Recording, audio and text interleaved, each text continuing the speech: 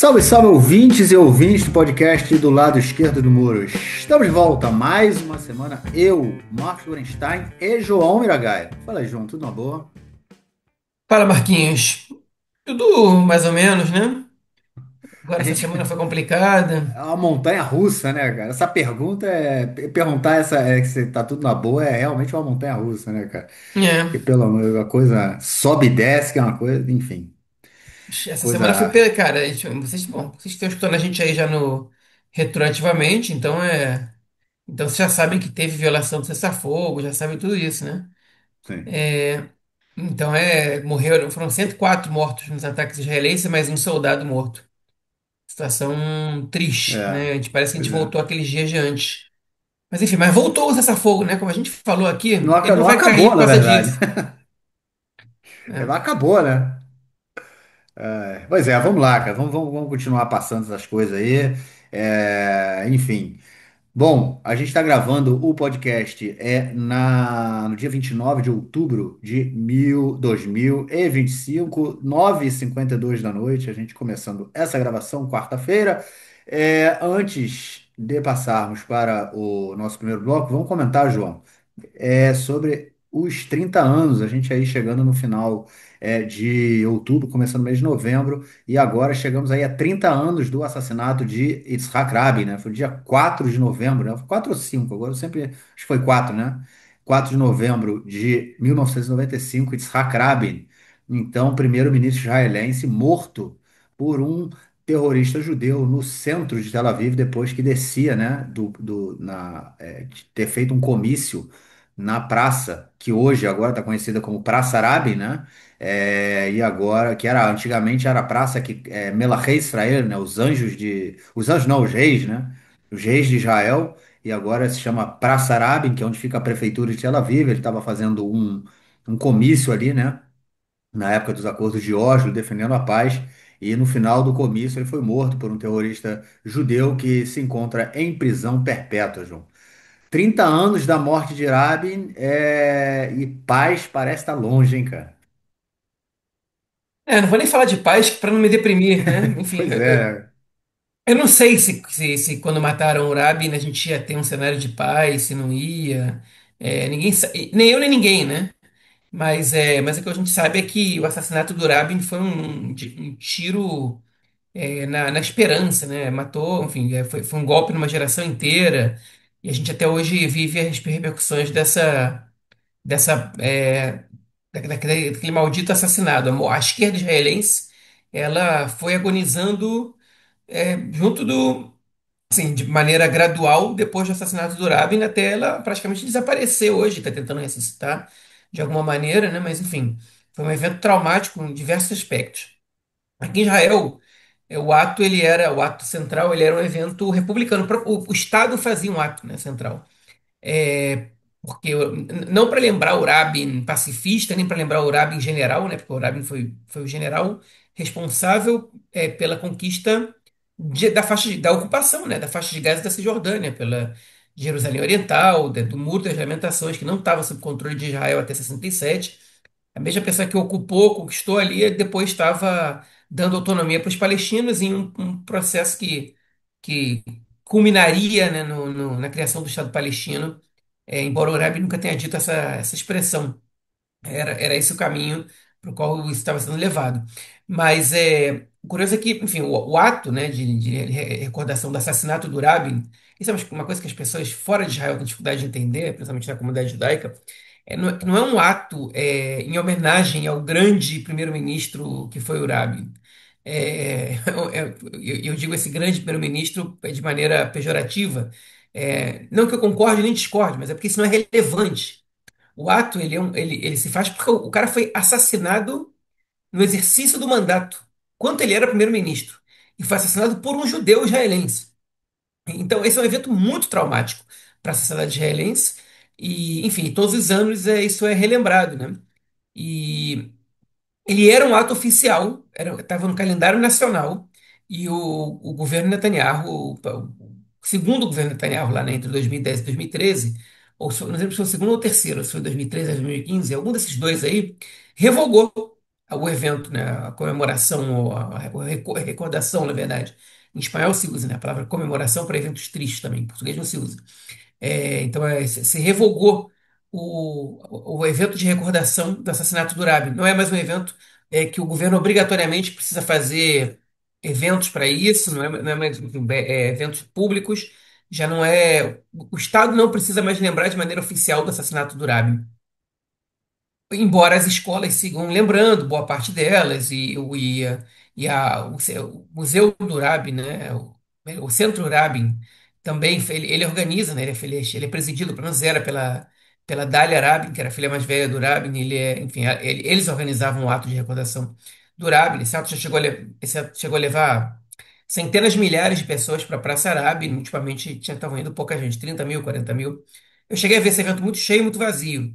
Mas eu queria comentar que agora está chegando nos 30 anos do assassinato do Rabin e é impressionante como a direita, né, que virou extrema-direita totalmente aqui em Israel, tem uma discussão, eles conseguiram sujar o nome de um cara que não está nem aí para se defender, né? Enfim, o Rabin passou a ser, tipo, para começar, o sujeito que arrancou o símbolo do carro do Rabin dias antes do seu assassinato, quando ainda era um adolescente, é hoje o ministro da Segurança Pública, que é o Itamar Ben-Gvir, né?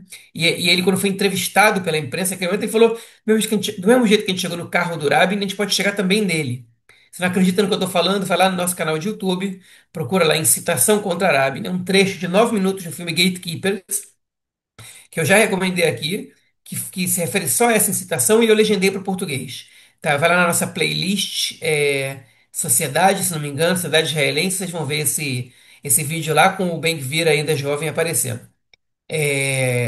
Enfim, eu não vou comentar tudo agora sobre, a gente podia fazer um podcast inteiro sobre o assassinato do Rabin, mas o que eu queria comentar é como o nome dele ficou queimado, né? Como é feio você falar em Rabin hoje, como se ele fosse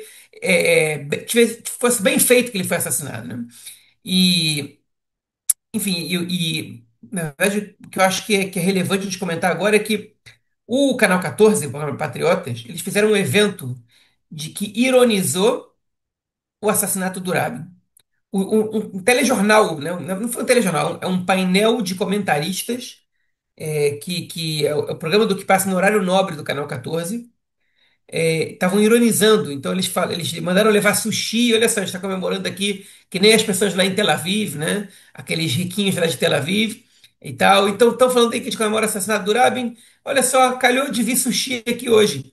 Tipo, então assim, em teoria eles estão ali ironizando quem ironiza, quem critica eles por estarem fazendo o que eles dizem que não fazem.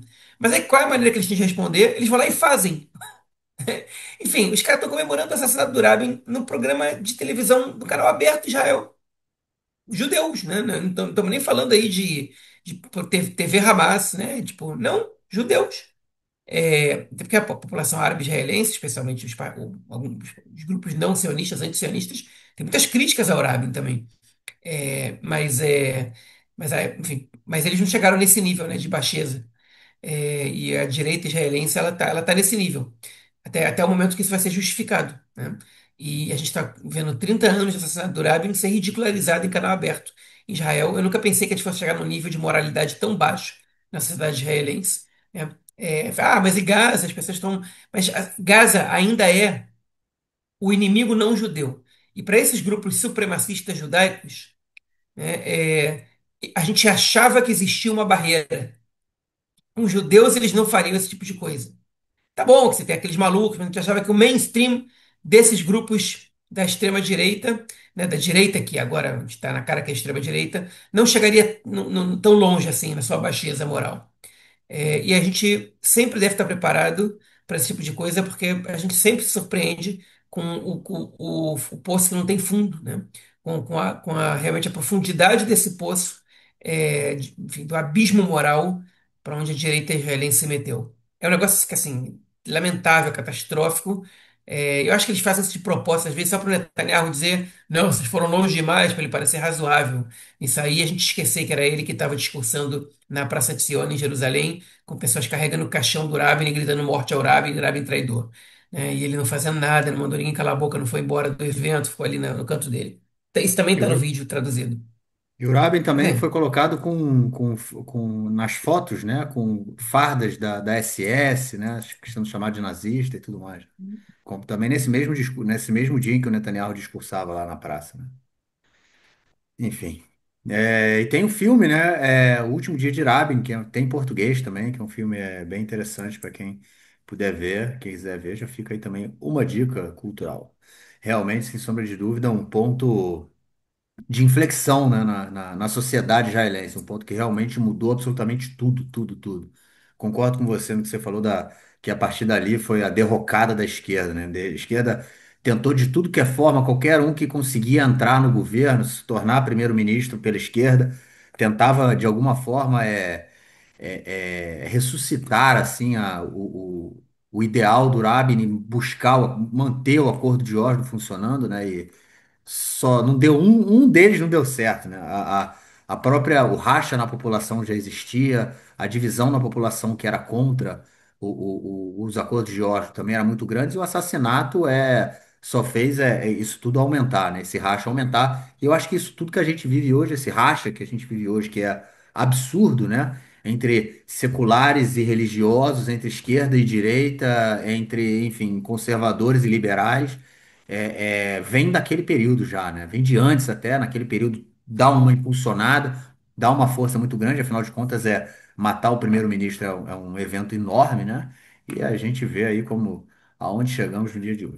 Bom, então antes de continuarmos aí, só queria agradecer então aos nossos novos dois apoiadores aí, o Alexandre Vaz e o Max Meira, que estão apoiando aí nosso podcast. Obrigadão aí pelo apoio de vocês. Para quem não o faz e puder, tem o Patreon para quem mora no exterior e tem o Apoia-se para quem mora no Brasil. Os links estão aqui embaixo na descrição do episódio.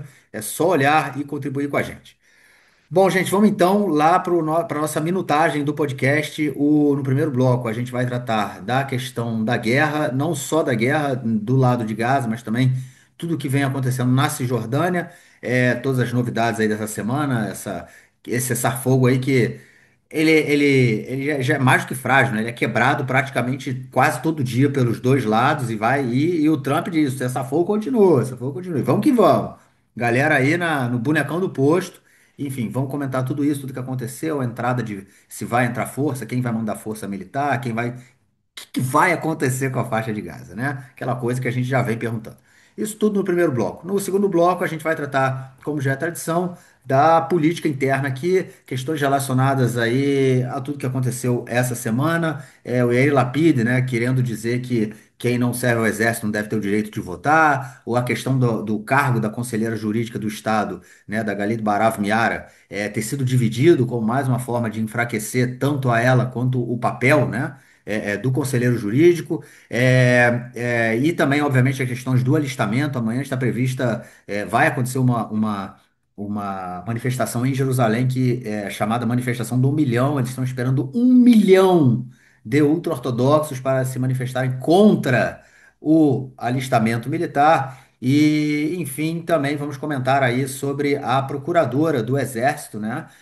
Que ela foi afastada por conta de tudo que aconteceu ali na prisão de Steteiman, né? Que era uma prisão, o campo de Teiman, que era um campo para onde os cidadãos de Gaza que eram presos eram levados e foram torturados, e uma série de questões. A gente falou disso aqui amplamente nos episódios na época em que isso ia acontecendo. Alguns soldados foram presos e aí teve invasão do campo, enfim. Uma série de coisas, e agora essa procuradora está sendo afastada, e obviamente a gente vai comentar isso também.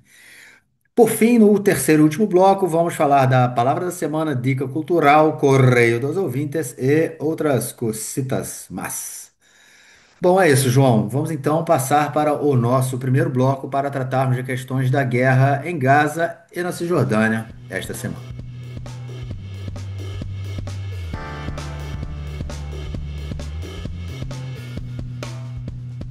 Começando por Gaza, gente. É isso aí, Gaza.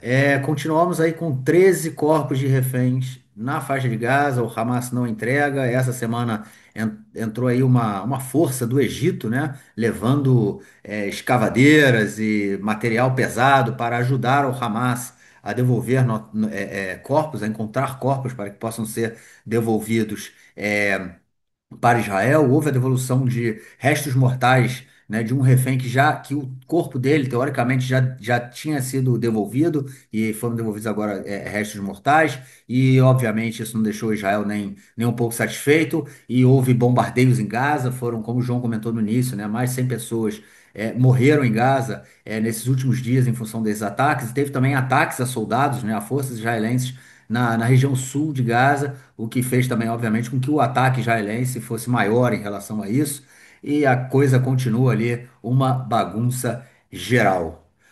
E aí, João, apareceu alguma novidade sobre o dia depois da guerra em Gaza, ou por enquanto continua aquele caos ali, tudo, a guerra em banho-maria, né? Pois é, Marquinhos, aconteceram muitas coisas essa semana, né? Mas o principal, isso eu vou falar logo de cara, é que a gente até agora está acertando. Eu falei a semana passada, quando teve a primeira violação grave de cessar-fogo, que isso não ia ser suficiente para acabar com o cessar-fogo. E tá aí. Essa foi bem violenta, essa violação. Do lado israelense morreu menos que da outra vez. Da outra vez morreram dois soldados, dessa vez morreu um. Mas do lado palestino, os ataques foram pesados. O Hamas informou ontem que hoje de manhã, né, que a gente está gravando na quarta-feira, que foram 20, que foram 104 mortos, dentre eles cerca de 60 crianças. De cerca, porque eu não lembro do número exato. É, se esses números realmente forem confirmados, é um número muito alto. É dos números mais altos que a gente viu nos últimos meses de mortos em um dia só, em um dia de ataques feitos durante o cessar-fogo. Ou seja, é uma violação, né, do cessar-fogo. Israel afirma que o Hamas violou primeiro, que o Hamas não só não entregou, não cumpriu com a sua promessa de entregar os restos mortais de um dos reféns. Na verdade, o Hamas entregou, só que entregou restos mortais de um refém que já tinha sido entregue, ou seja, eram partes do seu corpo que que não estavam juntas das outras, né? Que isso, aí você vai falar, mas isso não representa uma violação porque o Hamas está entregando as partes de reféns. Essa aqui, primeiro de tudo, se o Hamas tem sob seu controle restos mortais de um refém, eles não podem entregar só parte, tem que entregar tudo que eles têm, né? E em segundo lugar, você, o Hamas se comprometeu com entregar os corpos de todos os reféns. Você não pode dizer que vou entregar um hoje e é parte só tipo, do outro que você não tinha entregue. Isso aí tem que ser entregue à parte. Vamos supor que o Hamas tenha encontrado depois essas partes. Então você diz, ó, isso aqui não tem nada a ver, eu estou entregando porque ficou faltando. Esse é o cumprimento do cessar-fogo, né? Se isso é suficiente para você iniciar um bombardeio, eu acho que não. Eu acho que de jeito nenhum. Agora, Israel alega que não foi por isso que Israel iniciou o bombardeio. Eles alegam que o Hamas atacou primeiro.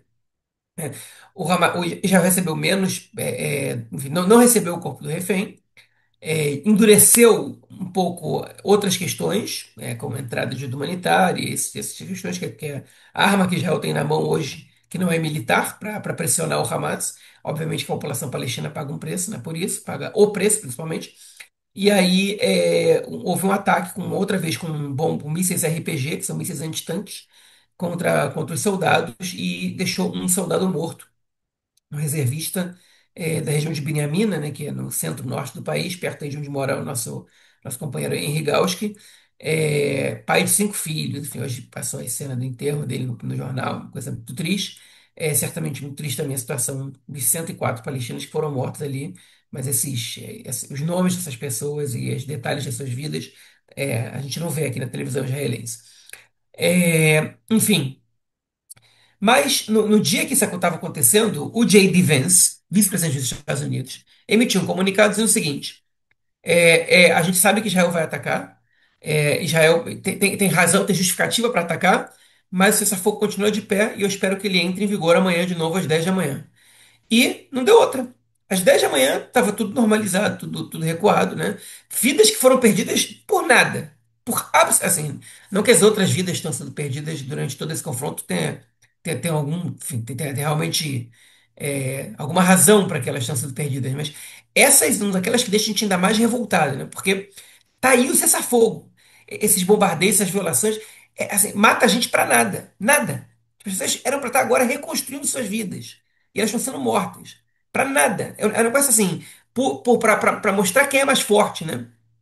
Que obviamente que a gente sabe, mas quem tem mais resiliência, quem resiste mais, assim, é muito revoltante você se deparar com essas notícias depois que você, enfim, espera, né, cria uma esperança, uma expectativa de que isso não vai mais acontecer. Bom, essa semana já tinha começado com o Egito anunciando que ia entrar na busca por corpos em Gaza, que iam enviar forças especializadas para encontrar corpos em Gaza. Eu acredito piamente que o Hamas realmente não saiba onde estão todos os corpos.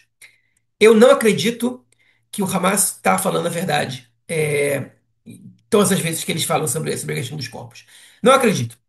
E essa semana eu tive uma prova, né, de que essa minha desconfiança ela é razoável, né, no mínimo. Foi mostrado um vídeo no canal dos israelenses hoje, no qual o Hamas, membros do Hamas, junto de pessoas da Cruz Vermelha, pegam o corpo de um refém, enterram, esperam o tempo passar, vão lá, desenterram o corpo para poder levar para a Cruz Vermelha. Ou seja, eles, para poder alegar que eles não sabiam e que desenterraram, né, o corpo agora, eles enterram para o corpo ficar sujo, para poder fazer a cena de entregar para a Cruz Vermelha. Ele enterrado com membros da Cruz Vermelha vendo isso acontecendo.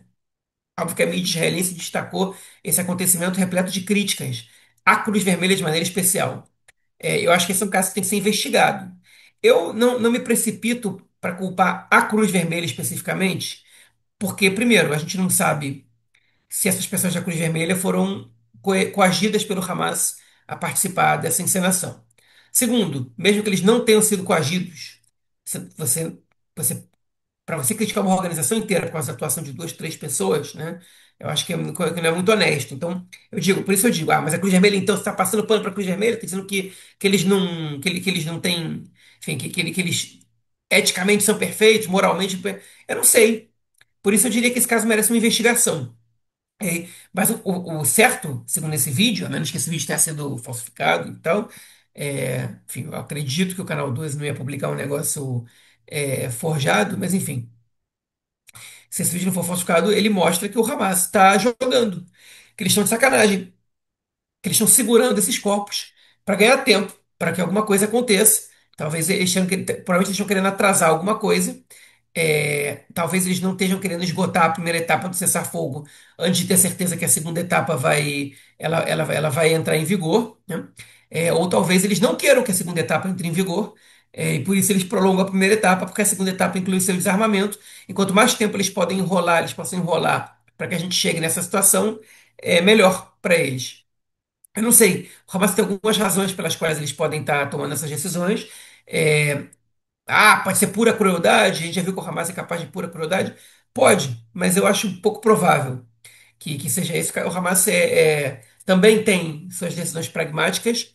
A liderança do Hamas, a tomada de decisões do Hamas hoje, ela não é feita pelas mesmas pessoas e também não é o mesmo contexto, no qual foi, por exemplo, no 7 de outubro. Então, tem horas que o Hamas atua de maneira pragmática e tem horas que o Hamas não, né, parte para um ataque suicida e que, enfim, aos nossos olhos não parece muito pragmático. Mas enfim. E o que tem se falado muito em Israel é sobre a participação da Turquia na faixa de Gaza. A Turquia, ela tem se mostrado disposta, mais que disposta, né? Tem se mostrado muito interessada em ser parte fundamental no controle de Gaza. Israel não quer de jeito nenhum que os turcos mandem tropas para Gaza e o Egito também não. E eu acho que essa posição da Turquia pressionando tanto para que eles sejam uma força ali em Gaza, que obviamente isso, por que a Turquia querer isso? Porque isso dá poder, isso dá influência, isso dá para a Turquia um papel de quem é um ator fundamental para resolver o problema. Se tiverem soldados turcos em Gaza, isso claramente impede que Israel realize ataques na faixa de Gaza, né? Israel vai querer se meter a matar soldados turcos. Isso poderia gerar um problema não só diplomático, né? Poderia gerar um problema gigantesco, inclusive militar. A Turquia, inclusive, vale a pena a gente sempre lembrar, a Turquia é membro da OTAN, né? Ou seja, Israel não quer. soldados turcos ali, mas a gente está tendo problemas aqui para ver de onde vêm os soldados que administrariam Gaza, substituiriam o Hamas, pelo menos na questão da segurança interna de Gaza. E Israel, quando vê isso acontecendo, pressiona o Egito para que o Egito mande tropas para Gaza. E o Egito ainda está, por um lado, resistente a essa convocação. Por outro lado, o Egito também não quer a presença dos turcos em Gaza. Primeiro porque o Egito disputa com a Turquia. Hoje em dia está num patamar abaixo, mas disputa com a Turquia um papel de liderança no mundo árabe islâmico. E também porque o Egito sabe que, enfim, o regime da Turquia, do Erdogan, ele é aliado, ele é ideologicamente identificado com o Hamas e com a Irmandade Muçulmana Egípcia. Quando o governo egípcio do Morsi ele é adversário, inimigo da Irmandade Muçulmana Egípcia, inclusive está na ilegalidade, e também é adversário do Hamas. Qual é o argumento da Turquia para convencer os Estados Unidos? Né? Ele fala, olha, o Hamas não vai morrer, o Hamas vai continuar existindo. É melhor que a gente, que sabe controlar o Hamas e que sabe dialogar com eles, fique aqui, do que o Irã. O que vocês preferem, a gente ou o Irã?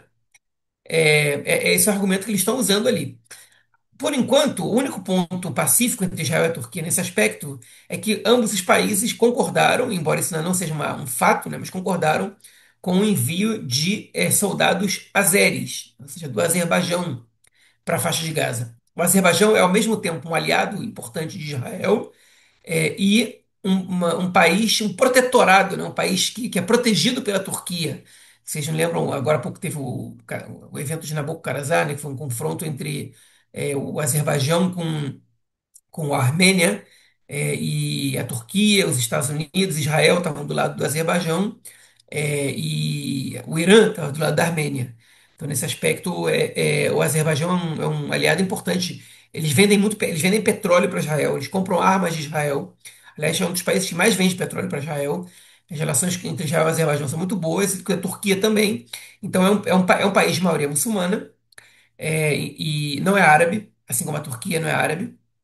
E seria uma presença aceita pelos dois lados. Agora, assim, entre nós.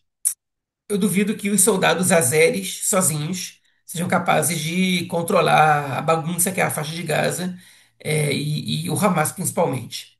Aí você precisa ali de outros países fazendo parte dessa força, tarefa, que controlaria a segurança da faixa de Gaza. Países muito mais poderosos, muito mais influentes e com muito mais conhecimento do que é a sociedade palestina do que o Azerbaijão, né? O Azerbaijão é só o primeiro passo. É nessa que a gente está, é nesse limbo que a gente está. Israel, em teoria, tem poder de veto, então pode vetar a presença dos turcos ali em determinadas circunstâncias. Em outras, não tem como evitar nada, os turcos já estão ali. Os turcos já estão presentes em Gaza, de uma maneira ou de outra. Eles querem intensificar a sua presença ali. Israel quer evitar a presença turca em Gaza a todo custo. Enfim, isso estão falando de dois países que mantêm relações diplomáticas, embora em crise, mas mantêm relações diplomáticas. Um mês antes do 7 de outubro, né, em agosto, setembro ou agosto de 2023, o presidente israelense Bush Herzog visitou a Turquia a convite do Erdogan. As relações estavam passando por um processo de aproximação e o 7 de outubro explodiu tudo, enfim, nesse caso metaforicamente, mas explodiu essas relações entre Israel e Turquia, que estavam começando a ser realinhadas, né, enfim, se restaurar, pelo menos dando seus primeiros passos para isso. Isso deixou de acontecer ali, e de lá para cá as coisas só degringolaram. E agora é um momento de um pouco mais de aproximação, embora bem cuidadosa, bem sensível. O Erdogan não quis estar no mesmo ambiente que o Netanyahu em Sharm el-Sheikh, segundo trouxe a imprensa turca, né, que o avião dele arremeteu e quase, quase voltou para a Turquia quando ele recebeu informações que o Netanyahu ia. E ele só aterrissou no Egito quando ele teve a certeza que o Netanyahu não ia estar presente na cúpula de Sharm el-Sheikh. Ou seja, ainda existe muita tensão entre os dois países, especialmente entre as duas lideranças, e a presença da Turquia em Gaza, ela preocupa muito o governo israelense, preocupa muito o exército israelense, preocupa a oposição também, de certa maneira, né? A Turquia não é um país muito confiável aos olhos israelenses aqui. principalmente pela sua proximidade com o Hamas. É isso, falei demais, tem só mais um teminha pra gente comentar depois, que é sobre a Cisjordânia, mas vou deixar o Marquinhos falar primeiro. Eu acho, cara, que a gente, como eu falei, não tem muito o que comentar, não, né? Como eu falei na semana passada, a gente está trocando a roda com o carro andando, né? É isso. A gente, ninguém tem ideia do que vai acontecer. Dizer que essa questão do cessar-fogo, né? O cessar-fogo se mantém. Se está morrendo gente, se o Hamas continua atacando tropas israelenses e se o exército de Israel continua atacando a faixa de Gaza, não tem cessar-fogo, né? O que a gente pode estar tendo. E aí como eu falei na introdução agora, antes de passar a palavra para o João, é a guerra em banho-maria, né? A gente vai ter exatamente isso. Não é exatamente, mas era mais ou menos isso que Israel queria com o final da guerra, né? A possibilidade de atacar a faixa de Gaza pontualmente quando achasse necessário. É óbvio, como eu falei, não é isso porque o cenário não é esse, né? O cenário que o governo de Israel mais desejava, na minha opinião, era próximo do que acontece hoje no Líbano, né? Ou seja, acabou a guerra, né? Tem cessar-fogo, porém tem já o governo libanês entrou na história, a gente sabe disso, né? E aí tem a relação, né, entre o exército libanês e o exército israelense. E quando o exército israelense acha que o exército libanês não fez o que deveria ser feito, o exército israelense vai lá e bombardeia a determinadas regiões. Era isso que, na minha opinião, o governo de Israel gostaria de fazer com Gaza. Só que a gente não está nesse ponto ainda, né? Porque, enfim, e o exército de Israel ainda controla 53% da faixa de Gaza, né? Ou seja, a gente tem quase 2 milhões de pessoas concentradas em 47% do que sobrou da região. E essa guerra em banho-maria, né? Que não é um cessar-fogo, a gente não tem um cessar-fogo total onde as tropas israelenses não estejam ali, e onde há uma determinada autonomia, vamos dizer assim, para a população palestina, até porque absolutamente ninguém sabe o que vai acontecer. A gente já está aí completando quase 3 semanas de cessar-fogo, né? E ninguém sabe o que vai acontecer. Então, eu acho que o que está acontecendo nesse momento, o governo americano, junto com esses outros países aí envolvidos, né, na conferência lá que teve em Sharm el-Sheikh, manter esse equilíbrio aí, essa corda bamba, sem deixar a peteca cair, vamos dizer assim, né? Deixando ali, controlando os dois lados, falando, ó, beleza, o governo americano fala para Israel, vem cá, a gente soube lá, atacou, matou o soldado, desce a caceta, vamos lá, faz o que vocês acham que tem que fazer e para. Vai lá, eles dão essa autorização, né? Então continua aí nessa corda bamba, né? E a gente não sabe o que vai acontecer, porque a situação que está não é ainda, né? É o dia de depois, sem ser um dia de depois, porque a gente não tem ainda a ideia do que vai acontecer, o projeto do que vai acontecer, ninguém fala, né? A gente na semana passada noticiou que o governo Trump tinha autorizado a reconstrução da faixa de Gaza nas regiões onde o Hamas não está presente, né? Ou seja, nos 53% que estão controlados por Israel. E isso a gente não sabe, né? Até que ponto isso vai acontecer, como isso vai acontecer, tá tudo ainda no ar, né? Completamente. O que a gente realmente sabe ainda é que o Hamas continua controlando a faixa de Gaza, eles são a maior força na faixa de Gaza. Essa semana, no podcast do Haaretz, saiu também uma reportagem, né? Com uma jornalista palestina, né? Residente, cidadã de Israel, e ela falando, né? Que ela voltou a conversar com as pessoas que estavam na faixa de Gaza, com cidadãos de Gaza que ela entrevistou durante a guerra, e ela contando que parte das pessoas fugiu e que essas pessoas não agora, né, nesse momento, cessar-fogo pelo menos é um alívio para elas, né? Porque elas sabem que agora elas não precisam mais se preocupar em se essa noite elas vão ser bombardeadas ou não, né? Que pelo menos agora a luta pela vida ela tomou um outro nível, né? Que é não realmente a luta pela própria vida, pela própria sobrevivência. Agora é você voltar a lutar para ter uma casa, para você conseguir comida, para você ter um lugar para viver e coloca, né? E nessa reportagem também no podcast ela fala justamente de tudo que essa população tá passando, né? Ela falando, as pessoas não têm um teto, as pessoas não têm privacidade, as pessoas não sabem o que é tomar banho, as pessoas não têm roupa. Ela falou mulheres, né, muçulmanas que usam, né, o hijab, elas não podem tirar o hijab em nenhum momento do dia, porque elas só fazem isso quando elas estão sozinhas, quer dizer, não estão no seu ambiente particular, né? É dentro de casa com a sua família. Mas as pessoas não têm casa. Então, quando é que ela vai tirar aquilo da cabeça? Quando ela vai poder arejar a cabeça? Enfim, cara, são questões que ela levantava, né? E são questões pequenas do dia a dia, né? E como isso influencia ali. Sem contar que você já tem ali, porra, milhares, centenas de milhares de crianças e jovens há 2 anos sem escola, vão continuar sem escola por muito tempo, o como isso vai afetar na região, como isso vai afetar a relação em Israel. Óbvio que isso tem um efeito aqui dentro também, né? A gente está todo mundo junto, o que acontece lá tem efeito aqui. Enfim, é fruto de tudo isso, fruto de uma política de não ter política, né? E seja lá o que Deus quiser. Bom, é isso, João. Vamos então para a segunda notícia do bloco, que é justamente sobre a Cisjordânia. Na semana passada a gente comentou que no dia em que o J.D. Vance, né, o vice-presidente americano, tinha chegado aqui em Israel, foi aprovado no parlamento por 25 votos a favor e 24 votos contra a lei de anexação de assentamentos na Cisjordânia e de Malé Adumim, né? O João explicou aí na semana passada sobre o assentamento de Malé Adumim, que fica ali na periferia de Jerusalém, né? Esse projeto tinha sido apresentado pelo Avigdor Lieberman, né, que é do partido Israel Nossa Casa, que é da oposição, junto com o deputado Avi Maoz, né, entrou ali na lista junto com Ben-Gvir, né? Ele foi eleito ali junto com Ben-Gvir.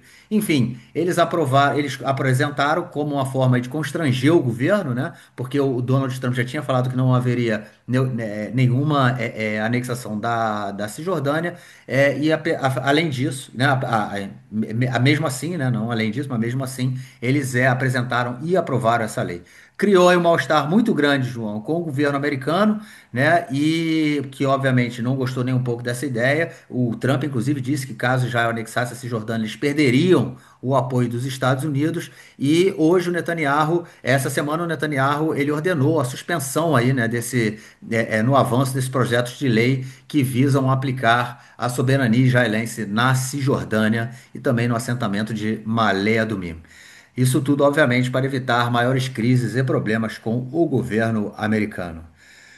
Ô João, eles podem ter evitado isso, porém a porrada tá cantando, a limpeza étnica tá acontecendo, os pogromos não param de acontecer na Cisjordânia, apesar dessa política aí de não anexação.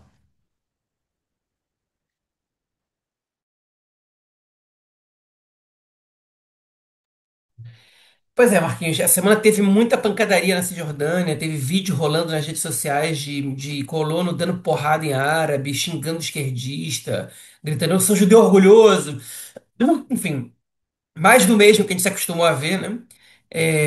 Não sei quem foi que disse agora no podcast do Aretz, acho que foi o Yaniv Kubovsky, que o exército israelense e assim, o Yaniv Kubovsky é um cara que ele é sionista e ele defende o exército israelense. Tipo, ele defende até certo ponto, mas assim, ele não é aquele, tipo, não tem má vontade a princípio com o exército. Ele falou, eu tô vendo aqui, acho que, se não me engano, ele foi convocado para reservista logo no início da guerra, não sei se foi ele, o seu Nir Hasson. Um dos dois foi convocado como reservista logo no início, logo no 7 de outubro, e ficaram em Gaza um maior tempão. Acho que foi o Nif Kubowski. E ele disse, cara, o exército israelense hoje são os guarda-costas dos colonos que vão causar atos de terrorismo na Cisjordânia. Basicamente, ele disse isso. A gente repete isso aqui toda semana, né? Mas quando isso vem de um jornalista que está trabalhando no campo e está dizendo isso, e para um cara que não pensa como a gente exatamente, né?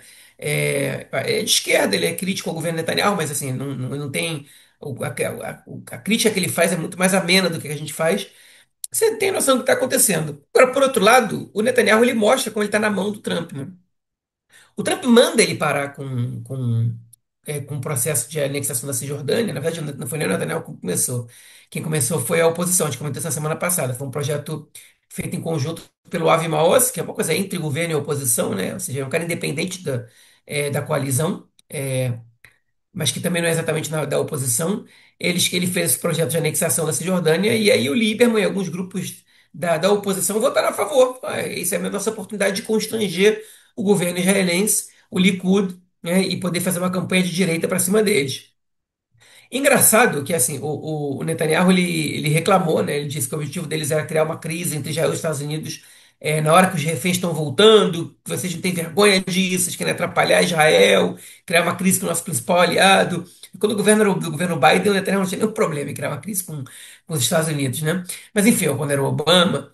Mas a grande questão é que os deputados do Likud começaram, obviamente, começaram a ser questionados. Como assim? Como é que vocês votaram contra isso? Estão falando que vocês querem isso há um tempão. Como é que vocês falaram que vocês votaram contra isso? Eu falei, não, mas a gente também não atrapalhou. A gente, não, a gente se absteve.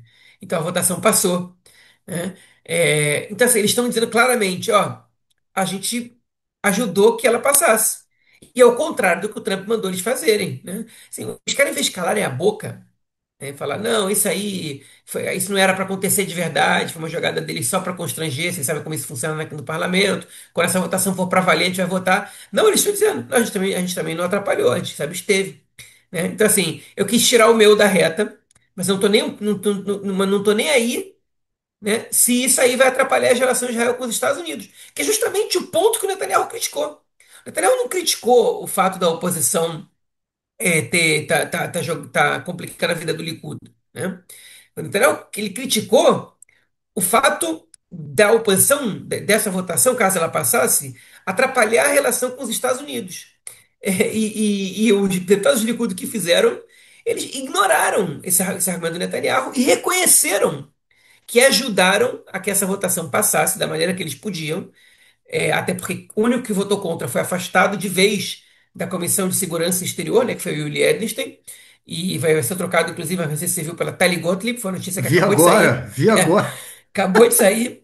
Puta merda. Enfim, então eles foram lá e reconheceram. Aí o que o Netanyahu fez? Ele veio e falou assim: olha só, tá proibido adiantar essa votação aí. Eu não quero ver esse negócio avançando. Chega dessa porra. Não quero vocês falando de anexação nenhuma da Cisjordânia. Não é para falar sobre isso agora. Então, assim, se controla. O negócio é que, assim, o presidente do parlamento, ele pode escolher que votações vão à pauta ou não, né? Mas o presidente não está presente em todas as sessões. E tem, sei lá, uma caralhada de... É que eu tô falando palavrão, pessoal, desculpa. Vai ter um montão de vice-presidente lá da Knesset. E quando o presidente está fazendo qualquer outra coisa da vida, porque a agenda do presidente da Knesset também inclui receber membros de outros países, e fazer isso, fazer outro, blá, blá. Outras pessoas presidem sessões. E se alguém resolver meter essa votação aí para essa discussão para votação, como é que vai ficar? Então o Netanyahu ele teve que chamar a coalizão dele e falar assim: olha só, o Ben-Gvir, ou essa galerinha aí, eu não quero vocês botando isso para votação. Mas aí, de repente, o vice-presidente é o cara do partido do Lieberman. Eu não sei se o Lieberman tem alguém que é vice-presidente do parlamento, são 7, 8 vice-presidentes. Mas ele cai na mão de um cara desse e fala: "Ó, primeira leitura, vambora." E constrange mais ainda o governo. Eu acho difícil que essa votação vai até o fim. Ela até pode ir à votação em primeira, segunda leitura, em terceira eu duvido, porque o próprio Lieberman sabe que foguete não tem ré, né? Se ele mete uma dessa aí depois para revogar um negócio desse, vai ser complicado e vai ter que ser no governo que ele vai fazer parte, do qual ele vai fazer parte. Então, eu acho que, tipo, na melhor das hipóteses, né? Porque no governo Netanyahu não vai revogar isso nunca. Então, acho que ela não vai acabar, tipo, acabar não indo para terceira leitura. Mas para segunda, para primeira e segunda isso pode ir. Enfim, Netanyahu mandou parar. Ele mostrou que o Trump manda. O Trump dá as ordens, né? E o J.D. Vance falou, o Marco Rubio falou, e o Trump falou. Eu mandei o Netanyahu parar com isso. E ele parou. A gente está vendo aqui que, enfim, manda quem pode, obedece quem tem juízo. Pois é, o Trump já manda aqui há muito tempo, né? Agora eu quero só chamar a atenção para realmente o que está acontecendo na Cisjordânia. Foram vários pogroms essa semana, vários palestinos agredidos pelos terroristas judeus colonos que vivem ali na região. Tudo isso apesar desse esporro aí do Netanyahu, isso, na minha opinião, assim, só mostra quando eu falava por que que o Ben-Gvir e o Smotrich não sairiam do governo, mesmo com o final da guerra, é por isso, né? É por isso. Porque a anexação, por mais que o governo, o Trump não deixe anexar e não tenha uma anexação de júri, a anexação de fato, ela já existe.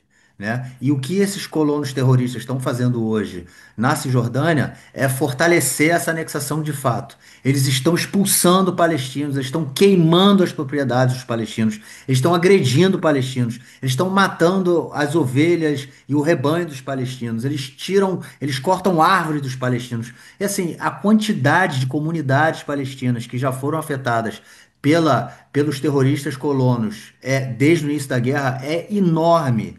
E a quantidade de novos postos avançados, assentamentos ilegais que já foram construídos na Cisjordânia desde o início da guerra é gigante, foram mais de 40 até agora.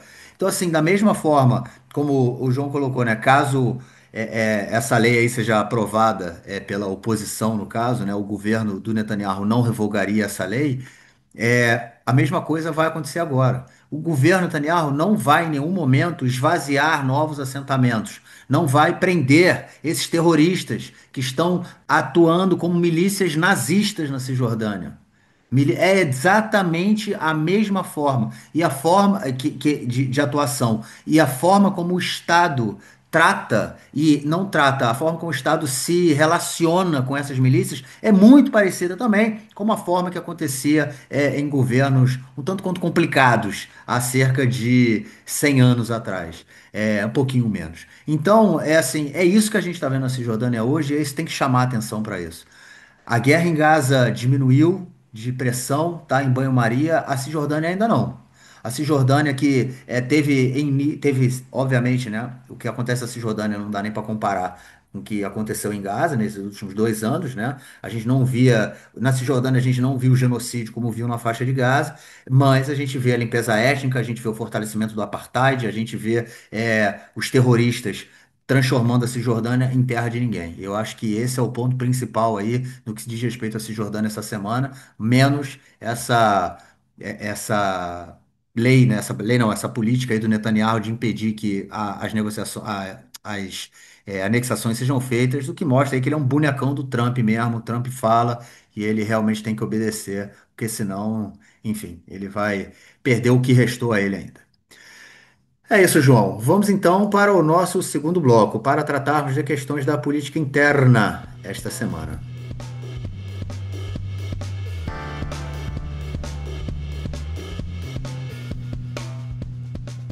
Bom, João, vamos começar aí pelo Yair Lapid. Yair Lapid, essa semana, disse que vai apresentar aí um projeto de lei dizendo que quem não serve ao Exército, né, quem não tenha se alistado e não serva ao Exército, vai perder o direito de voto.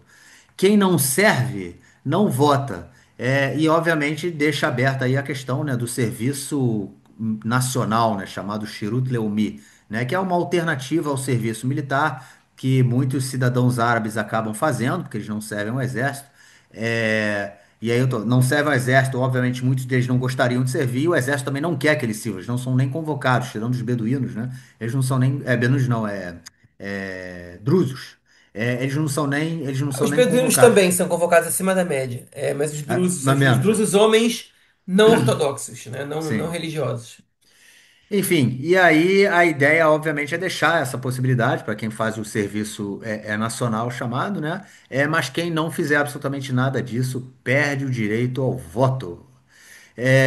O Lieberman foi a favor, o Benny Gantz foi contra, disse que isso vai longe demais.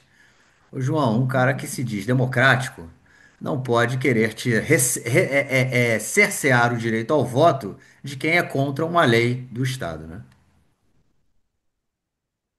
Mas os países democráticos, né, eles muito dificilmente limitam o direito ao voto. Nos Estados Unidos, se você é condenado, você perde o direito ao voto. Que é uma coisa bem discutível e a própria cidade estadunidense, ela debate esse tema, né, mas ainda assim é uma lei, a meu ver, que é uma afronta à democracia. No Brasil, o preso vota. Então, no Brasil existe uma concepção de que você retira da pessoa determinados direitos, mas não o direito, não esse direito político importante, que é o direito de você eleger os teus representantes. É, aqui em Israel não é nem sobre os presos que estão debatendo, é sobre quem não se alista para o exército. O Marquinhos, por exemplo, não ia poder votar, né? Se essa lei passasse, porque ele chegou aqui depois da idade do alistamento e não ia poder votar. É retirar teu direito ao voto, Marquinhos. Agora, o Pô, Marquinhos não é o João, alvo.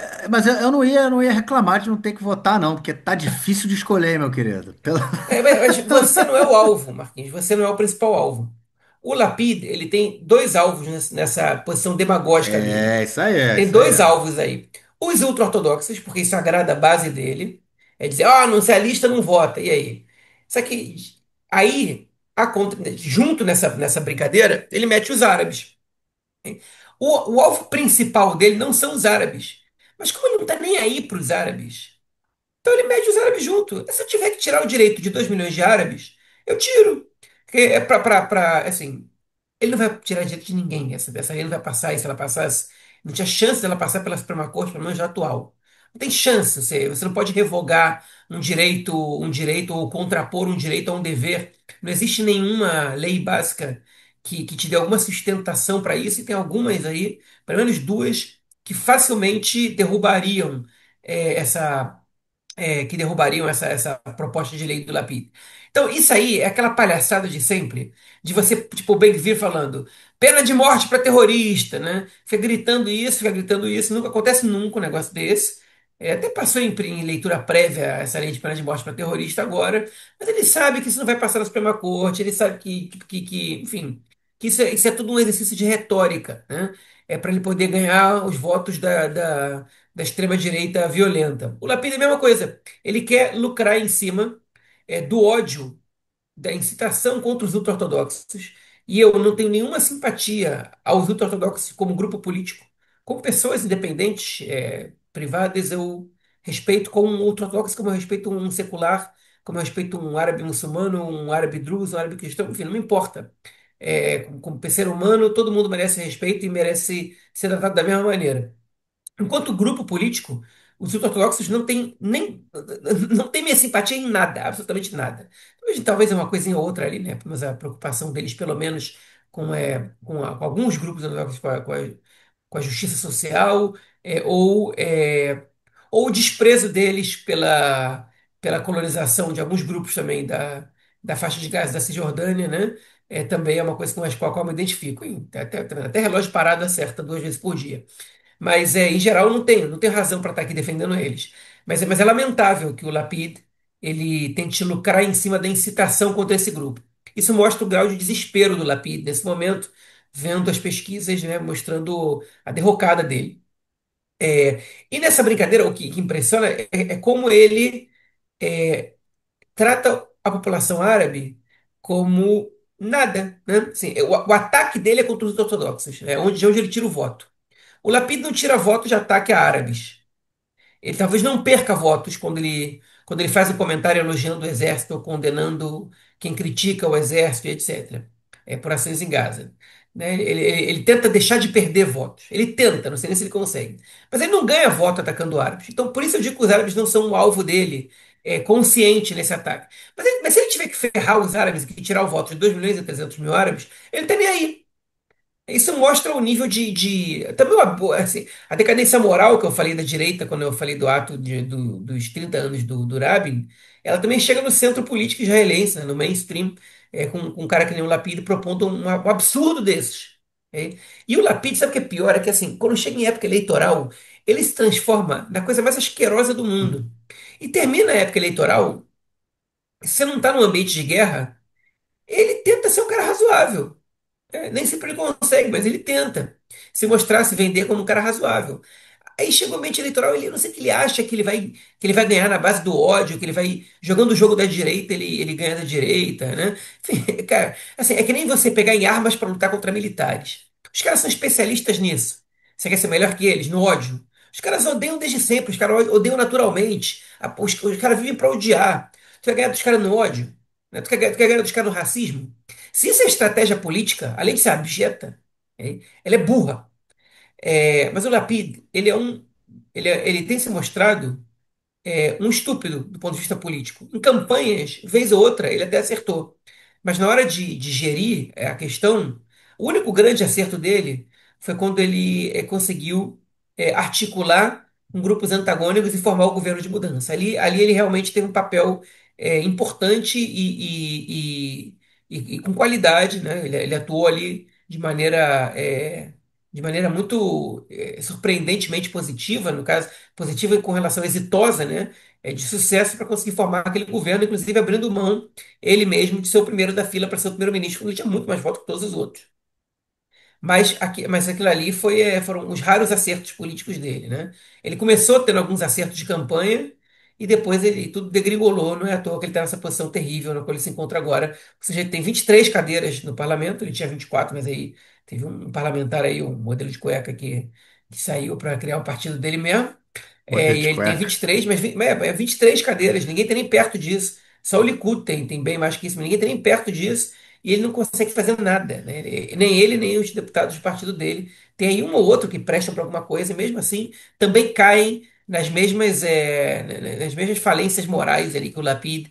A Meraf Cohen, por exemplo, que é uma pessoa que tem um trabalho muito interessante, também sai por aí fazendo comentários que flertam com o racismo, eventualmente, né?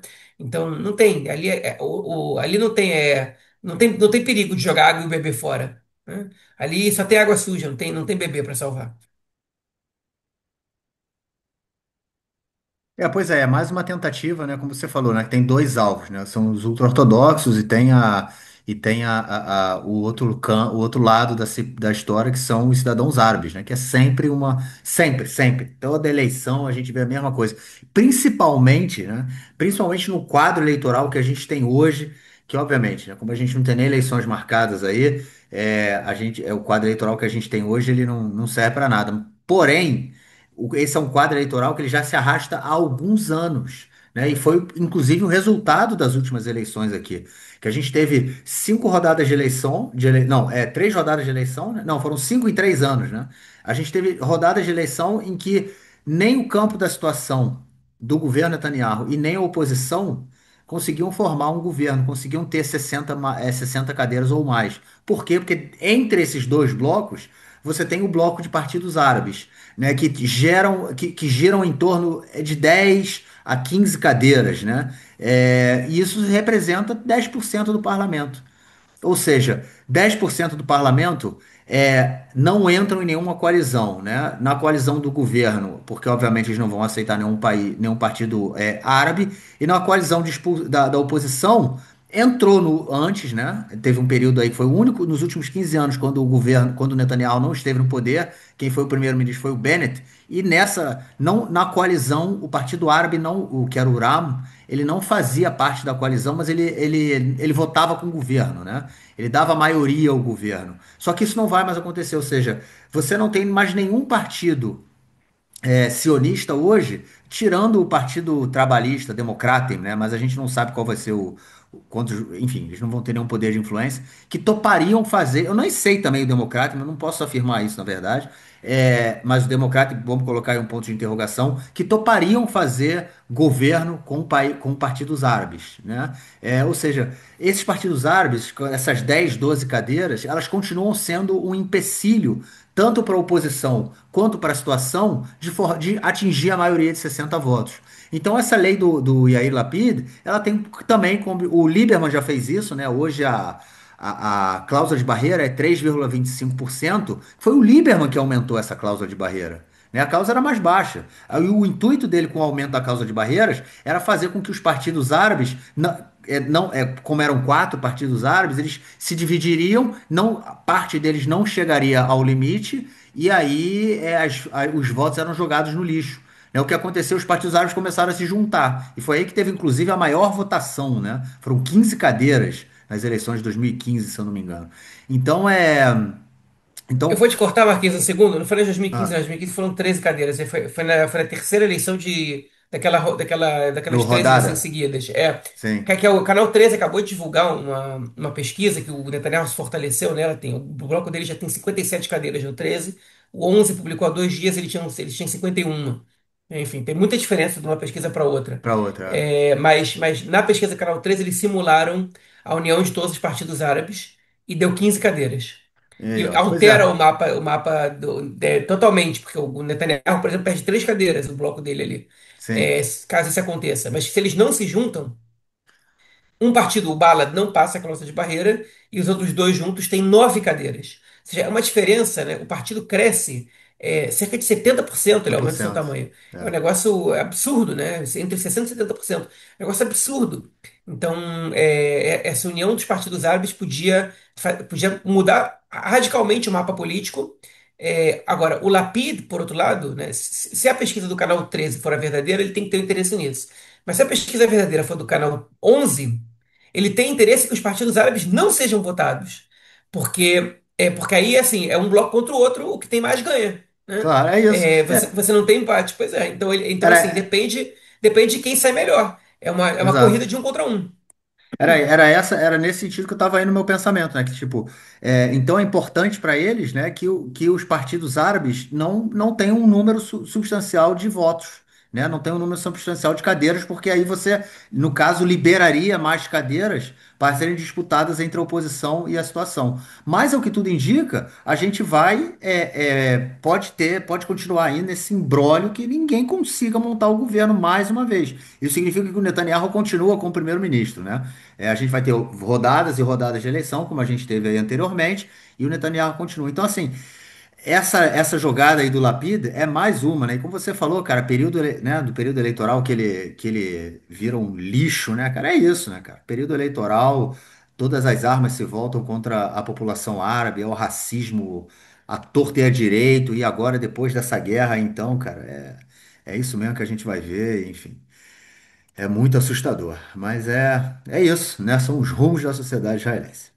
Bom, João, já que a gente está aí nessa questão dos votos e dos ultra-ortodoxos e não sei o que, vamos comentar também que essa semana foi vazado aí pela Comissão de Segurança e de Exterior, né? A mesma comissão, Bitachon, Vadat Hutz e Bitachon, é a Comissão do Exterior e de Segurança, né? Que ela é responsável aí, que ela hoje é chefiada pelo Bismuth, né? Ela deixou vazar aí um rascunho da lei de alistamento. Sempre isso acontece, né? O Edelstein, ele fazia de tudo para não vazar, mas agora isso volta a acontecer. Vaza aí um rascunho da lei de alistamento. E no mesmo momento em que o juiz da Suprema Corte diz que há déficit de soldados no Exército, né, como o Exército já falou, e que a coerção policial, ou seja, a polícia deve sim começar a trazer à força os ultra-ortodoxos que recebem a sua carta de alistamento e não comparecem ao posto militar para cumprir os seus deveres. E aí, João, o Netanyahu tenta resolver isso, que hoje é a maior crise da coalizão dele, mas a água está batendo na bunda, né? Pois é, ontem o Canal 12 trouxe o rascunho de lei que o Boaz Bismuth, que é o novo presidente da Comissão de Segurança Exterior, levou para votação, né? Quer dizer, vai propor para votação. E já foi apresentado aos ortodoxos, eles gostaram. Porque a lei é um blefe, né? Por isso que eles gostaram. Porque a lei, ela diz que vai ter um aumento no primeiro ano para 4 mil ultra-ortodoxos no Exército. Assim, o déficit é de 12. Eles estão dizendo que vai ter 4.800 alistados, só que 4.200 para chegar 4.800, perdão. Só que hoje 2.940 ultra-ortodoxos se alistam. Ou seja, o aumento é de 1.380. É um número ridículo. É um número ridículo. Você tem mais de 50 mil desertores ultra-ortodoxos. Então, é uma farsa. Ele fala, não, a gente vai ter 4.800. Isso aqui, enfim, já é um aumento muito pequeno. E as medidas de fiscalização de se as pessoas que estão se alistando são realmente ultra-ortodoxas, elas vão se referir a alunos de escolas ultra-ortodoxas. E tem gente que não é ultra-ortodoxa, que estuda em escola ultra-ortodoxa e que serve o exército. Então, são vários blefes, vários blefes. A Daphne Liera, jornalista do Canal 12, trouxe vários deles.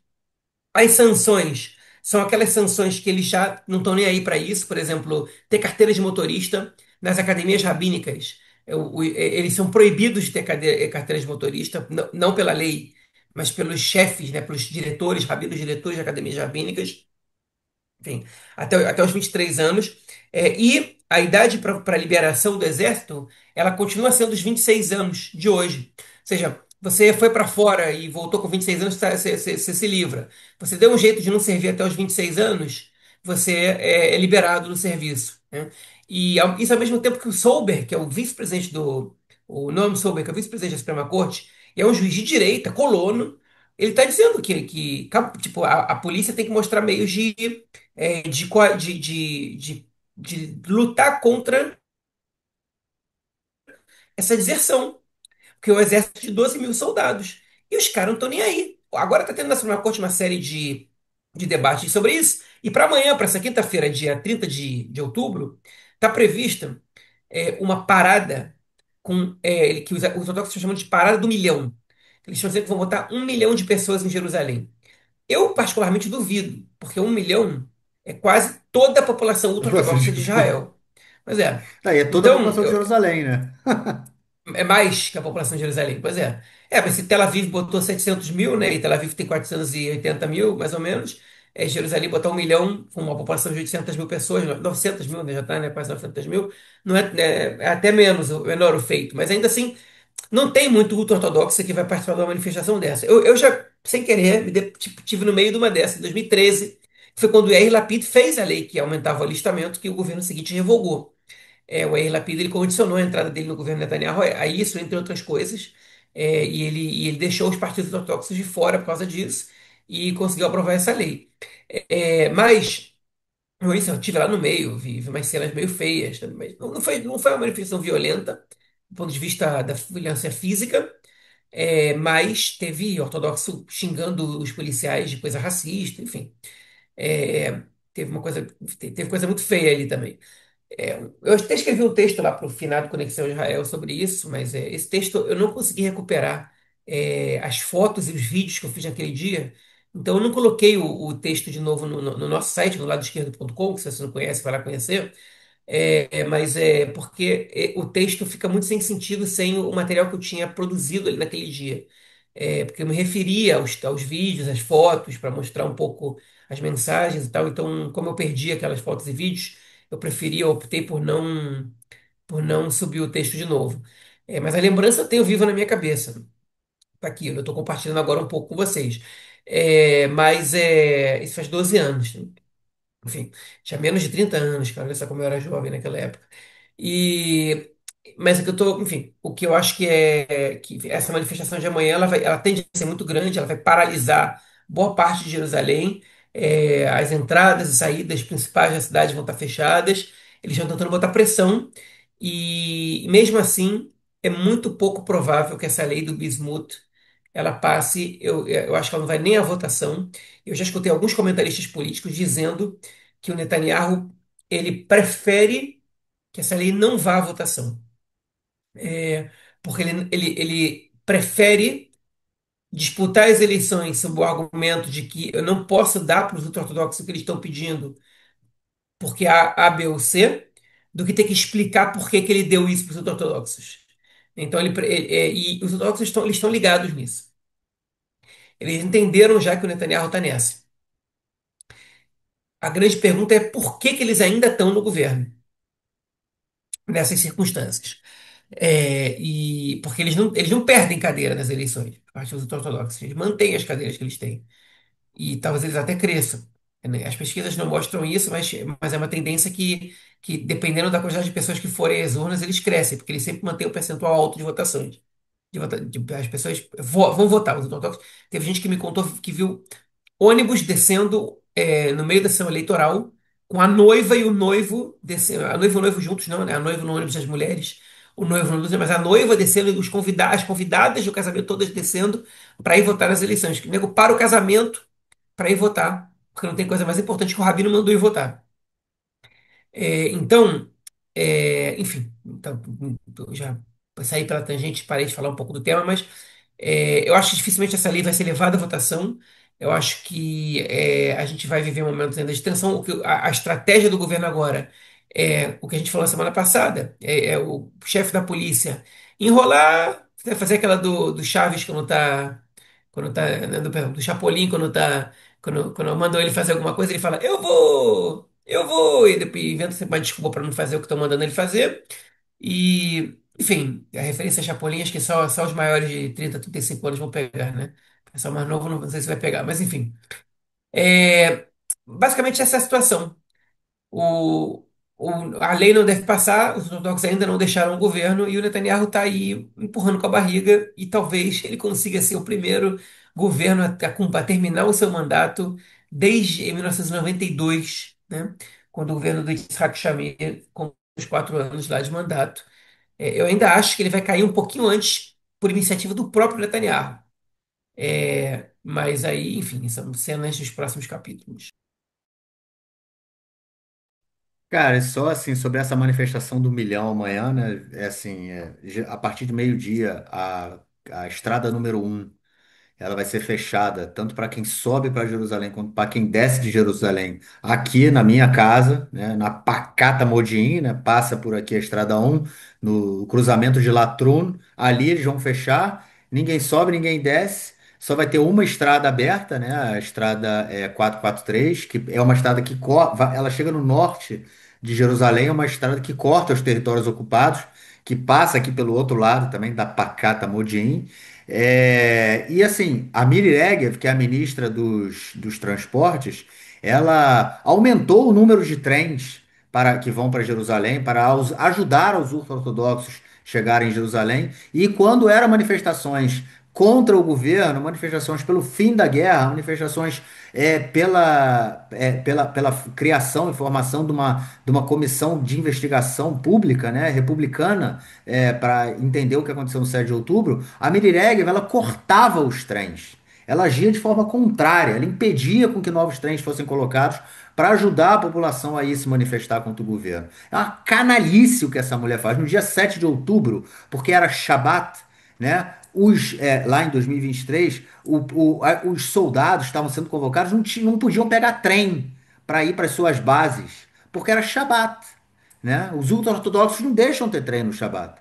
Né? Muitas vezes as estradas, né, a estrada são fechadas para que sejam feitas obras enfim, ou nas estradas, ou obras perto das estradas. As estradas são fechadas no dia de semana ou na sexta-feira, porque sábado não pode trabalhar. Sábado que é o dia que as pessoas menos saem de casa. Parte delas são religiosas e não dirigem. E parte delas estão em casa com a família, também não saem de casa de carro, né? Como se fosse o domingo, né? Que a gente não vê ninguém nas ruas. É a mesma coisa aqui no sábado. É proibido trabalhar, proibido ter obra, né? Porque é Shabat, né? Então, assim, os ultra-ortodoxos também mandam e desmandam no governo. Eles fazem o que não fazem no governo. E aí, eu já vou dar uma emendada na próxima notícia, João, porque eles entram nessa jogada novamente, né? Lembrando, antes de eu dar a levantada de bola para mim mesmo, que os ultra-ortodoxos, por conta aí, né? Que você comentou, né? Por conta dessa lei do alistamento, eles se retiraram da coalizão e falaram: não, nós não vamos mais votar com a coalizão. Mantiveram seus cargos, parte deles, né? Se bem que agora está todo mundo ameaçando deixar os cargos também, mas eles mantiveram, parte deles manteve os seus cargos, que obviamente tem o jabá, né? Tem o din-din, então a galera gosta do din-din, mas falaram que não votam com o governo.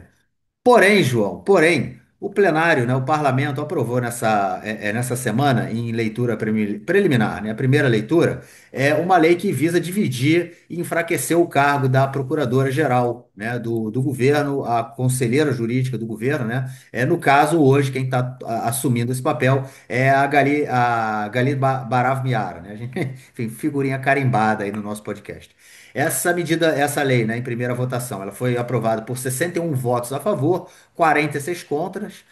As propostas, elas prevêem, né, que vão avançar só para o próximo parlamento, né, e prevê transferir da Controladoria Geral, né, para o Procurador do Estado, a autoridade decidir sobre a abertura de investigações, acusações, né, de criminal de altos funcionários, como o primeiro-ministro, né? E o ministro da Justiça, né, o Yariv Levin, atacou, obviamente, a Galit Barav Miara, né, disse que, acusando ela, né, de agir sistematicamente para apresentar posições contra o governo e de representar os interesses da posição, os interesses da oposição, né? No caso, era a acusação que ela está sendo feita. Enfim, essa iniciativa aí, obviamente, gerou uma polarização muito grande, né? A oposição disse que essa lei é uma renovação aí, né, desse golpe do judiciário e é uma tentativa aí transparente de salvar o acusado número 1, né? Obviamente, Benjamin Netanyahu, já que ele é o cara que todo mundo tem feito tudo para salvar o seu rabinho. É isso, João. Como comentamos aí, a guerra em banho-maria em Gaza e o golpe autocrático continua a todo vapor. Ah, só peraí, deixa, porra, que era a bola de toda, né? 61 votos na coalizão, 61 votos para a lei para aprovada. Os ultra-ortodoxos votaram com o governo. Eles não deixaram a oposição ganhar, eles votaram com o governo. Não vou me estender muito nessa, não. Tá? Essa é uma proposta de lei que, se ela tivesse isolada do contexto, eu não ia achar do que ela fosse debatida. No Brasil, por exemplo, é assim, né? No Brasil, esse cargo ele é dividido em três. Ele tem mais umas misturas, né? Porque, por exemplo, o PGR também é o chefe do Ministério Público. Aqui em Israel não tem Ministério Público, né? Você tem a polícia, basicamente, que faz investigações. E a Procuradoria, mas ela não é exatamente a mesma coisa que o Ministério Público, porque ela investiga muito menos e tal. Mas no Brasil seria a mistura dos cargos do AGU, do PGR, e um cargo que não tem no Brasil, que é o de aconselhamento jurídico do Estado. Eu não sei se isso cabe à AGU, advogados que são ouvintes podem ajudar a gente com isso. Mas, enfim, por que eu estou me referindo a isso? Por que eu acho que isso é razoável? Porque eu acho que cabe. É meio complicado que a pessoa que processa o governo também seja que defende, né? Que processa membros de governo também seja que defende o governo. Eu acho que tem cabimento essa separação de poderes. O que não tem cabimento é eles estarem eles atacarem a pessoa que faz esse cargo. Ela está, nesse momento, no exercício do seu cargo, processando o primeiro-ministro e eles querendo dividir o cargo dela. Ah, mas não vai ser retroativo, né? Vai ser só para o próximo. Mas eles estão querendo demitir a conselheira jurídica de qualquer maneira. Claramente isso é um ataque à conselheira jurídica atual. Porque no momento que essa lei passa, eles vão começar a deslegitimar ela do jeito que ela trabalha. Olha só, tá vendo que a lei tem que passar? Porque ela tem que defender o governo e ela não quer defender o governo. Porque o governo, quando não escuta o que ela está dizendo, essa lei assim não vai passar, ela vai até a Suprema Corte e fala: não posso defender o governo no processo que moveram contra eles, porque eles não levaram em consideração as coisas que eu falei para eles. Eu falei para eles: essa lei desse jeito não passa, tem que fazer A, B e C, e eles me ignoraram. E ela não pode defender. O governo contratou advogado privado com o nosso dinheiro, e aí eles atacam a conselheira jurídica porque ela, em vez de estar defendendo o governo, está atacando o governo. Enfim, é uma loucura do caramba isso aí, né? Na verdade, quem processa é a Procuradoria, e ela não é a chefe da Procuradoria. Ela teria que ser quem defende o governo. É muito complicado. Ela não processa o governo. Quem processa o governo é a Procuradoria. Mas ela tem que aceitar acusações e processar membros do governo. Aí é ela que faz, né? Enfim, é uma loucura esse negócio aqui. Já, ela não é um membro do judiciário, mas também não é do executivo, embora ela seja nomeada pelo executivo. Enfim, e agora eles estão nessa votação. Essa semana aconteceram algumas coisas relacionadas à justiça que eu acho que vale a pena falar sobre elas. A gente falou dali do listamento, de como a discussão foi parar na Suprema Corte, que a Suprema Corte está tentando forçar o alistamento dos ortodoxos, mas também tem outras coisas que se referem à justiça que eu acho que também vale a pena a gente falar. Por exemplo, é, essa semana o Eli Federstein, quem está com a gente aqui há mais tempo se lembra dele, né? Aquele cara que foi preso. Na verdade, ele foi preso duas vezes. A primeira que ele foi preso foi porque ele vazou documentos secretos para a imprensa alemã, para o jornal Bild, documentos que favoreciam a narrativa do Netanyahu. Inclusive, ele recebeu uma resposta do Jonathan Rurich, né, que depois que o celular dele foi confiscado, a gente veio saber que foi: o chefe está contente, o chefe está satisfeito, né, com o que ele fez, que foi basicamente sem ter um cargo registrado. Ele participou de reuniões sem passar pelo protocolo de segurança adequado, roubou material dali de dentro e vazou para a imprensa estrangeira, porque a imprensa local não podia divulgar esse material, porque esse material ele era classificado. Ou seja, olha quantos crimes o cara cometeu. Né? E depois descobriu-se que ele também está envolvido lá no Qatar Gate. Ele supostamente recebeu dinheiro do Qatar para trabalhar pela imagem do país em Israel, né? E ele parece que ele está entrando no esquema de delação premiada. E ele, segundo a jornalista Ilana Dayan, do Canal 12, ele relatou para os policiais essa semana não sei se foi para a polícia ou foi para o Shin Bet, no interrogatório feito, mas ele relatou que um membro do alto escalão do Likud disse que para ele não cooperar com a polícia, porque o governo estava trabalhando para que o processo contra ele caísse por terra, né? Enfim, fosse revogado, fosse anulado. Isso é o que ele disse. Ele deu o nome desse membro do alto escalão do gabinete do Netanyahu que teria falado isso para ele. Disse o lugar, o dia. Disse que o cara mandou ele deixar o celular no carro, falou isso quando o cara não estava com o celular com ele. Relatou tudo, agora a polícia está investigando e isso chegou na imprensa. Só estou atualizando isso aí. Quem quer saber o que é o Qatargate, né, que é um dos casos, vai lá no nosso site. Eu escrevi eu traduzi na verdade, né? Não, não, isso eu escrevi mesmo, um texto dizendo o que é o Qatargate, explicando os pormenores dessa situação. Está lá no nosso site, lá do esquerdo.com. Na parte artigos, bota lá o que é Qatargate, vai estar lá. E outro caso que envolve justiça essa semana, é um caso meio bizarro que veio à tona agora ontem e hoje, os ouvintes que estão com a gente há um tempo lembram do caso da base aérea de Teiman, né? Que é um aeroporto, basicamente, da Força Aérea, que está sendo usado como prisão para membros do Nurba, que é a unidade de elite do Hamas, capturados no dia 7 de outubro. E quem está escutando, a gente deve lembrar que teve um dia que políticos, inclusive, e outros membros da extrema-direita, invadiram a base, que fica no sul de Israel, perto de Beersheba, entre Beersheba e Dimona, né? Porque querendo impedir que a polícia do exército prendesse soldados que teriam violentado, torturado e estuprado um membro da Nurba. E se eu não tenho simpatia pelos ultra-ortodoxos como grupo político, eu tenho muito menos por membros da Nurba, né? São os caras que assassinaram a sangue frio um monte de gente no 7 de outubro, inclusive crianças, né? Então, assim, é gente que, acho que, enfim, do nível mais baixo da barbárie possível. Mas eu não quero ser igual a eles, né? Eu não quero achar que tá tranquilo você estuprar, violentar e torturar o cara. Eu acho que isso tá errado. É por isso que eu não devo fazer isso com os outros, né? Tem gente aqui já que não concorda comigo, mas a lei, eu tô com a lei, pelo menos nesse caso, né? E os soldados que fizeram isso iam ser levados para investigação, e julgados por isso, né? Caso, obviamente, se descobrisse alguma coisa, como se descobriu depois. E o vídeo dos caras fazendo isso vazou, né? Mas não é que vazou para a imprensa, ele vazou para a justiça. O vídeo chegou lá e ninguém soube como. E baseado nesse vídeo, a justiça, depois o vídeo vazou para a imprensa, mas a justiça, enfim, quando viu as cenas ali, ninguém sabia dizer de quem saiu, mas aquele vídeo foi atestado como verdadeiro. A justiça ela decidiu, optou por condenar esses soldados, o que é uma coisa, a justiça militar, né, que é uma coisa que foi pouco comum, bem pouco comum, lamentavelmente, nesse último confronto. Teve muito soldado cometendo crimes e os tribunais não nem julgaram, quanto mais condenar. Foram raríssimos os que foram julgados e condenados. E parece que ontem, né, algumas fontes começaram a relatar que quem vazou esse vídeo foi a procuradora do Exército. A extrema-direita está irritada com a procuradora do Exército desde esse caso de Teiman, que eles não queriam que ele indiciasse esses soldados. A procuradora do Exército deixou o Exército fazer tudo o que eles quiseram em Gaza, praticamente, né? Tá bom, beleza, eu não sei quantas coisas ela não deixou, mas ela deixou pra caramba. Ela deixou coisas muito questionáveis para dizer o mínimo aqui, né? E e a extrema-direita tá irritada com ela por causa desse caso de SBT, mano.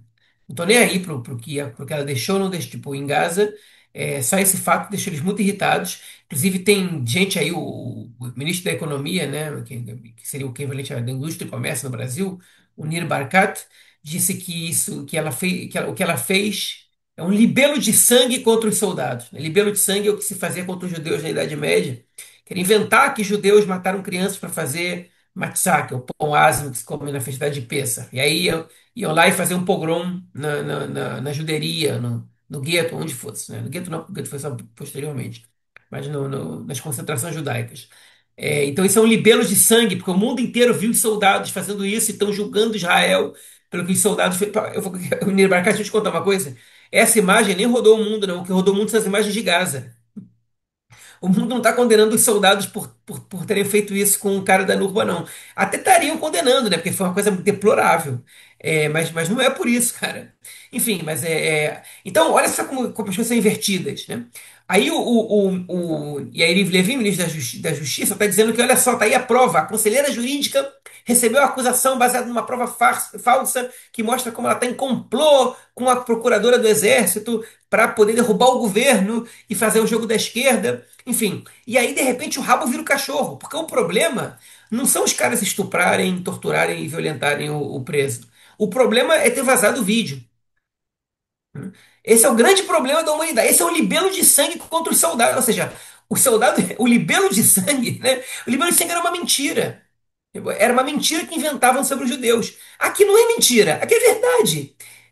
É verdade, o Nil Barkat. Tipo, eu até escrevi isso no Twitter dele. Eu falei, ah, beleza, é bom que você esclareceu que não tem problema estuprar e torturar nem nada disso. O problema é divulgar o vídeo dos caras fazendo isso, porque eles não, porque aí eles vão ser criticados por fazer isso, né? Ou seja, tá tudo bem com torturar e estuprar aos olhos de Israel. Israel tá contra o mundo. E aparentemente é isso mesmo, né? Pelo menos o governo. Então, a procuradora foi. Ela recebeu férias coercitivas, né? Ou seja, ela não foi suspensa, ela foi colocada em férias. Férias coercitivas, acho, né? Não tem outra palavra para falar, para explicar isso. Compulsórias, compulsórias, né? Compulsórias, pois é, com férias. Ela entrou de férias sem pedir. Colocaram ela de férias. Sacanagem, né? Pô, suspende a mulher, pelo menos, né? Você usar. Que ela seja obrigada a usar os dias de férias dela na hora que ela não quer, pô. Mas enfim, eu não sei, talvez ela prefira isso do que ser suspensa. E o Israel Katz, ministro da Defesa, disse que ela só volta para o cargo dela depois que as investigações acabarem. Talvez ela não volte, né? Se elas apontarem para uma participação dela nisso, então ela talvez não volte. O que eu acho é que está correto que ela seja investigada se ela vazou o vídeo ilegalmente. Está correto que ela seja afastada enquanto ela está sendo investigada. Está corretíssimo. Aliás, isso devia acontecer também com alguns ministros do governo, né? Está Com sendo o próprio investigado. Netanyahu, né? Isso foi Pois o é, que Yariv Levin falou, né? Ela é. tem que ser afastada. E, pô, afasta o Netanyahu, aí o cara Não, tá sendo o Israel acusado. Katz, podia De acontecer com Israel qualquer um, que Katz, o é isso. Netanyahu, inclusive, reclamou Ah. essa semana que falou que é impossível gerir o Estado e depor 4 vezes por semana. Ah, Mas então foi ele vaza, mesmo que disse irmão. que não tinha Pô, nenhum problema. Ele mesmo disse que não tinha nenhum exatamente. problema em ser primeiro-ministro e depor, que ele podia fazer as duas coisas juntas. De repente, ele não pode mais. E não pode nem mais alegar que tem guerra, porque não tem mais. Tem cessar-fogo. Né? Então, assim, assim, se você não pode, meu amigo, então renuncia. Tu é Deus, por acaso, que ninguém pode substituir? Tipo, talvez para algumas pessoas até seja, né? Mas enfim. É, Basicamente, essa é a situação que a gente está vendo agora. Ela tem que ser realmente afastada e investigada, mas o carnaval que está sendo feito em cima disso, e como a extrema-direita israelense usa disso como pretexto para atacar o judiciário, para atacar a conselheira jurídica, para atacar a esquerda, para atacar quem não tem nada a ver, e para ignorar o fato de que esses soldados cometeram os crimes mais terríveis possíveis que um soldado numa prisão poderia cometer. Eu vou dar agora aviso de gatilho aí para quem não quer escutar algumas coisas aí, uns 10 segundos só. Mas o cara chegou com ferimento, com sangramento anal, né? Com o ânus aberto, porque os caras meteram cabo de vassoura nele, entendeu? Tipo, então, esse tipo de coisa que a gente quer defender, isso não é problema. Tipo, que os soldados se comportem dessa maneira, não é problema. Pô, isso é criminoso, esses soldados são criminosos, cara. Ah, mas eles estão movidos pela sede de vingança. Mas foda-se, cara. Tipo, e daí? Pô, e daí? Então vingança por vingança, então você vai justificar o que o Hamas fez no 7 de O outubro Hamas, também. exatamente, Tá pô. valendo, então, tá valendo Exatamente. vingança, tá valendo vingança, Porra, pô. Pelo é amor de isso. Deus. Tipo, não tem justificativa pra isso, não. Odiar os caras, tá com raiva dos caras. Daí, você é soldado, tem que se comportar de acordo com a lei. Você não pode fazer um negócio desse. Tipo, e aí, quando isso é escancarado pro mundo inteiro, o problema é que vazou o vídeo, libelo de sangue. Pô, pelo amor de Deus, assim, isso, sabe, a disfarçatez, a cara nem arde de falar uma coisa dessa, cara. Eu fico assim, é muito revoltante que os caras tenham a coragem de sair e dizer um negócio desse. Sabe, a cara de pau que o cara tem de escrever uma postagem dessa. Cara, assim, o Eri Levin, eu não sei que é porque eu acho que esse cara ele tem algum problema sério, sei, tipo, psiquiátrico. Eu acho que Cara, ele é realmente não fascista, tem cara. noção. Não, ele é fascista, mas ele também Mas é tem um isso, negócio cara. assim. Mas é, o é, fascismo é é, isso, cara. não, não, eu acho que existe um grau aí nesses caras de cara de pau. Hum? E no fascismo também tem. Eu não acho que no caso do Yariv Levin, acho que ultrapassa o nível de cara de pau. Eu acho que esse É cara, o cara ele doente tem. mesmo, Eu cara. acho que, eu acho que ele realmente ele tem uma desconexão com a realidade. Ele vai em si, ele vai, tipo, ele tá ali fazendo dele e não se importa com o mundo explodindo em volta dele. Não, é igual o Ben-Gvir, O, o Sim- o, Sim, Smotrich, é o igual, cara. Simha, não, o Ben-Gvir quer o mundo explodindo em volta dele. É consciente que ele está fazendo, sabendo o efeito que vai ter cada palavra que ele falar. O Yariv Levin, quando ele briga com o Netanyahu, que ele diz, você não podia ter falado que o Amit é o presidente da Suprema Corte, mostra que o cara realmente ele tá num mundo paralelo. Além dele ser, obviamente, um radical, violento, destruidor, tudo que você quer dizer, ainda tem essa questão. Como eu acho que o Simha Rotman, que é o presidente da Comissão de Constituição e Justiça, para mim, esse cara, eu falo da minha posição de leigo, ele é um psicopata. Eu acho que algum dia alguém vai diagnosticar esse cara como psicopata. Enfim, não que tenha justificativa, né? Ao contrário, ser um psicopata devia fazer ele ser proibido de estar no parlamento, né? Mas enfim, eu acho que além disso tudo tem um componente aí que eu acho que é de saúde pública. A gente é gerido não só por caras da pior qualidade moral possível, e fascistas, extremistas e incompetentes. Eu acho que em alguns deles aí tem um elemento aí de saúde pública, cara, que são caras que são doentes de verdade, que têm realmente condições psiquiátricas perigosas, cara, nesse caso. Não é o caso do Niro Barkat, que fala da limpeza de sangue. Isso aí é um cara de pau, é um safado, é um pilantra, né? Isso aí é um cara que sabe que tá mentindo para a população e tá jogando e tá manipulando porque quer angariar voto com isso. Isso aí é um canalha. No caso do Yariv Levin, ele é um canalha, Hum. mas é um canalha enlouquecido, eu acho. Nesse ponto que eu acho. Como o próprio Netanyahu, eu acho que o Netanyahu ele tem um elemento ali de egocentrismo que ultrapassa o limite do razoável ali. Mas isso não anula o fato de que ele também é tudo de ruim que a gente possa descrever sobre ele. Eu acho que esses caras são fascistas mesmo, é isso mesmo, a forma como eles atuam, entendeu? É na mentira mesmo, é acusando, não assumem responsabilidade. E eles não fazem nada, é tudo culpa do outro, é culpa do governo que nunca existiu, é culpa, é essa inversão de valores completamente. Lembrando uma parada, cara, esse caso de Sdei-Teiman, ele estourou no momento em que Israel, que o Netanyahu e que o Gallant foram acusados de genocídio na Corte Internacional de Justiça. Foi no mesmo momento.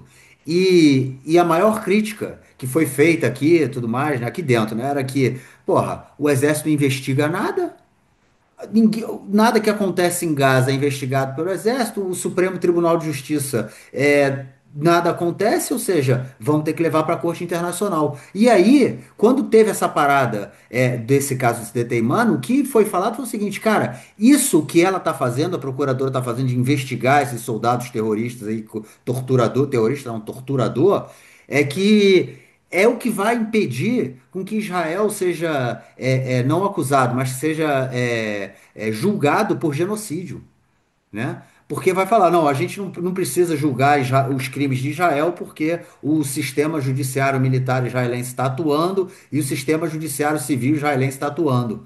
Mas não está atuando, né? Assim, você falou que pouquíssimos, raríssimos foram os casos que houve julgamento. Na verdade, eu só ouvi esse caso e eu não sei nem qual foi o resultado do julgamento, na verdade. Quanto tempo esses caras se pegaram prisão, se foram culpados condenados, qual é a condenação deles, né? Vale até dar uma buscada. Porque assim, foi o único que eu vi, não vi nenhum outro, não.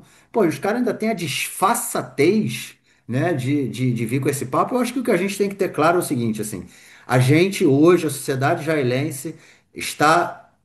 A gente volta, né? A guerra entre banho-maria e o golpe autocrático fascista entra em vigor novamente. É isso. Essa palavra fascista ela tem que ser somada a esse golpe autocrático, porque é isso. É isso que envolve, é esse o futuro da sociedade israelense. Caso esse governo, não só esse governo, porque assim, lembrando, né, que a oposição, eu tenho minhas dúvidas aí de quanto a oposição se diferenciaria disso tudo que está acontecendo, caso fosse situação. Porém, hoje é uma disputa com uma autocracia fascista que pretende se instalar aqui em Israel.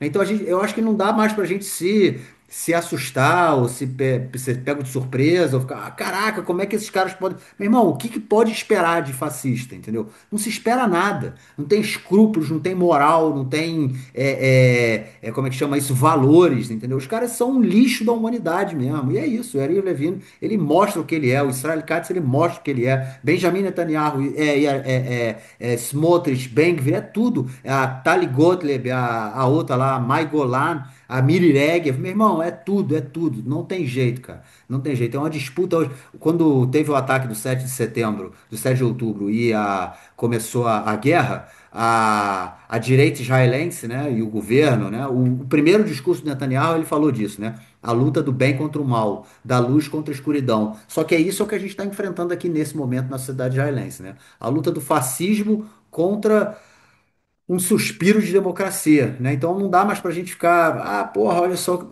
É isso, cara. É daí ladeira abaixo mesmo. Daí ladeira abaixo. Só que aí eu falei de uma coisa da oposição, o Bennett, né? Que ó, tem sido visto por muitos aí como o cara que vai salvar Israel do governo Netanyahu. Ele essa semana, ele foi numa conferência do Haaretz sobre educação e ele falou que o Ministério da Educação deve ser fechado. Fechado, que o governo nacional, o governo, vamos dizer, federal, né, que aqui não tem essa divisão, né, mas o governo do estado, o ministério, no caso, ele é uma instituição de burocratas que não deve dar diretrizes educacionais, que isso deve ser transferido para prefeituras e para diretores de colégio. Deixar que os colégios decidam o que vai ser ensinado. Meu irmão, olha só que loucura, cara. Sendo que o Bennett, ele é contra o ensino de história, ele é contra o ensino de geografia, ele é contra o ensino de humanas nos colégios. Ele é a favor que as crianças já, desde pequena, aprendam a programar computadores no colégio. É isso que ele Não, agora quer. imagina as bolhas que não vão surgir se o negócio desse não é É aprovado. Por quê? claro, Porque é aí a cidade claro. ultra-ortodoxa não vai ensinar só o que quer. E aí você vai separar Porra, mais ainda. A diferença vai ser, e a diferença de exato. cidades pobres para cidades de classe média, cidades mais ricas, vai ser imensa. Né? Aí ele não quer entregar para iniciativa privada, mas na prática o resultado é o mesmo. É o Né? mesmo. Tipo, é um negócio, enfim. Mas isso não vai acontecer porque Não, não ele vai, vai mas é a dizer derrubar ideia cadeiras. dele, né? É, Essa é a não. questão, é a ideia do É. cara, né? E foi o mesmo cara que também essa semana ele fez um vídeo no Negev, né? Ele estava no sul de Israel, onde vive uma população muito grande de beduínos, e ele falando: o que está acontecendo aqui é uma loucura, porque há uma poligamia entre os beduínos. Um beduíno se casa com três mulheres e casa com mulheres que vivem em Hebron, né? Que é uma cidade palestina na Cisjordânia. E elas vêm para cá, conseguem a cidadania israelense, se tornam cidadãs israelenses, não sei o quê. Ou seja, olha o discurso do cara, meu irmão.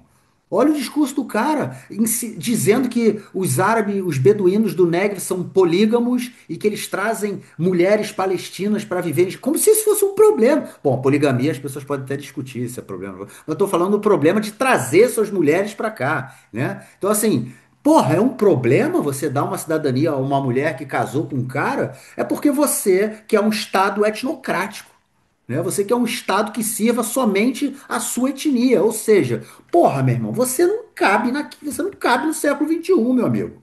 Você não cabe no século XXI, você cabe nas primeiras décadas do século XX. É isso. Entendeu? E esse é o cara que está sendo visto aí como vai salvar a democracia israelense. Tem sido visto por parte dos liberais como o cara que vai substituir aí o Benny Gantz, aí Lapid. E, cara, meu irmão, ai, ai, só me cabe, ou pelo menos a minha, suspirar, né, cara? Só nos cabe suspirar. Bom, é isso, João. Vamos então para o nosso próximo bloco, para a palavra cultural, dica da semana, correio dos ouvintes e outras cositas más.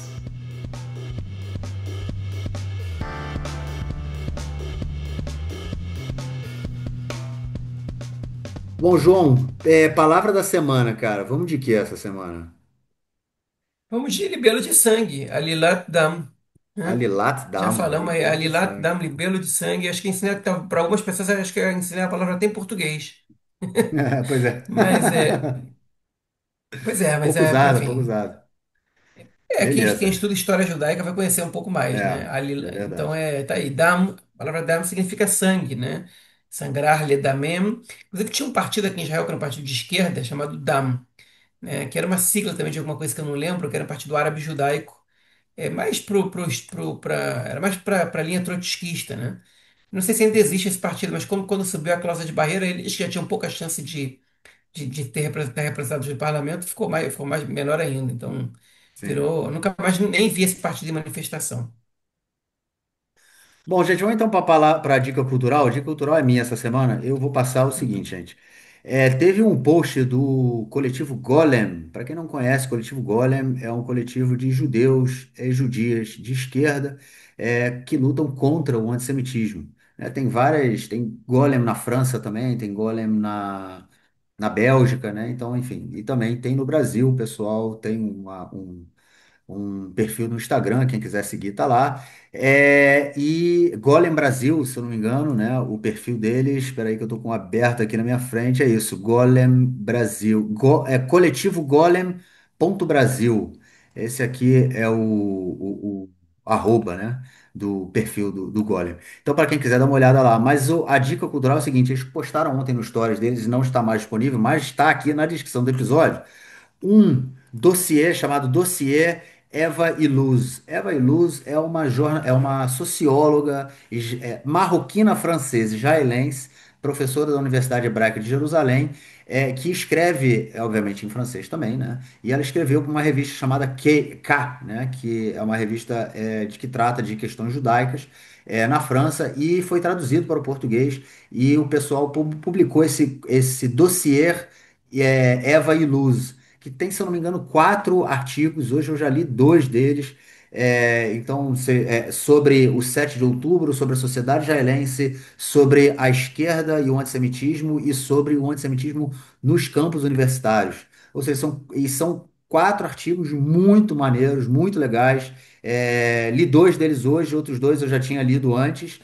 Então, para quem quiser, tá lá disponível aqui na descrição do episódio o link para esse dossiê, onde vocês encontram os quatro artigos, e fica aí também a nossa saudação ao glorioso coletivo Golem, de judeus e judias de esquerda contra o antissemitismo. Ô, João, vamos então para o nosso Correio dos Ouvintes. Primeira pergunta, João, da nossa ouvinte Keila Kenya, perguntando se quem mora em Israel pode visitar Nablus. Acho que foi recentemente você falou isso, né? Você falou de Semana que é a passada, semana única. passada. Passado ou retrasado, é. Tem um pedacinho de Nablus que é o Are Gruzim, que é o lugar onde ficam os samaritanos, que lá os cidadãos israelenses podem, ó. Primeiro, essa questão é a seguinte: quem mora em Israel pode visitar Nablus? Se você for cidadão israelense, você não pode entrar em Nablus porque Nablus é território A. Cidadãos israelenses não podem entrar em territórios A, eles podem passar por territórios B e entrar em território C. Na prática, isso acontece? Bom, os árabes israelenses frequentam territórios A, B e C. E isso é sabido, mas não acontece nada com eles lá. Mas é perigoso para mim, para o Marquinhos, ir para um território A, né? Enfim, a gente pode ser sequestrado ali, então, tipo, a gente é alvo ali do. Tem Hamas na Cisjordânia também, né? Então na verdade o histórico na Cisjordânia de quando alguém é sequestrado é de ser morto na hora. Então enfim, então é perigoso. Eu não posso ir, mesmo se pudesse, eu não sei se eu iria. Eu gostaria de ir, gostaria de conhecer, mas não sei se eu entraria em Calquilha, né? Não, se eu entraria em Tulkarem, em Ramala. Tem amigos que já foram, jornalistas podem ir com um ou outro, uma permissão especial e tal, mas essa é a situação. Bom, João, vamos para a próxima então, do Luiz de Motola, perguntando sobre a imprensa de esquerda ser anti-Israel, cara. Você acha, cara? Do Brasil, né, que ele está colocando, né? Empresa de do É. Brasil. O que que você acha, Marquinhos? Responde você aí essa. Cara, eu sei lá, cara. Tem a galera, é óbvio que a imprensa. Cara, leia os textos aí que eu botei aí, tá? Na descrição do episódio. Da descrição pois é, desse cara, tem o artigo da Eva, da Eva Illouz, cara, sobre o antissemitismo na esquerda. É muito interessante, cara. É muito interessante.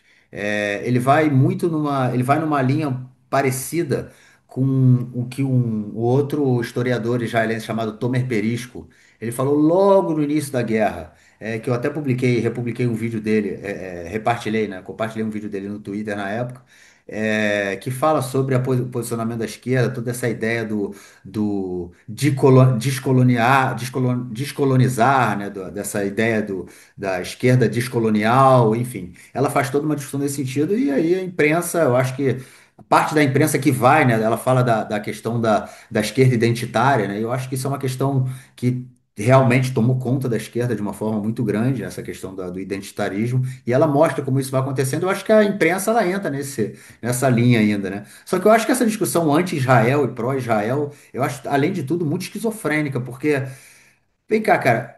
por que que eu e João somos contra? E o que que é ser contra Israel? É ser contra. Quando a gente fala que nós somos que uma Depende para quem pessoa. se pergunta, né? Depende para quem se pergunta. Tem Porque gente quando tipo, a pessoa fala quando você é contra Israel, você parte do princípio que Israel tem, no caso, tem um ethos que ele é imutável, né?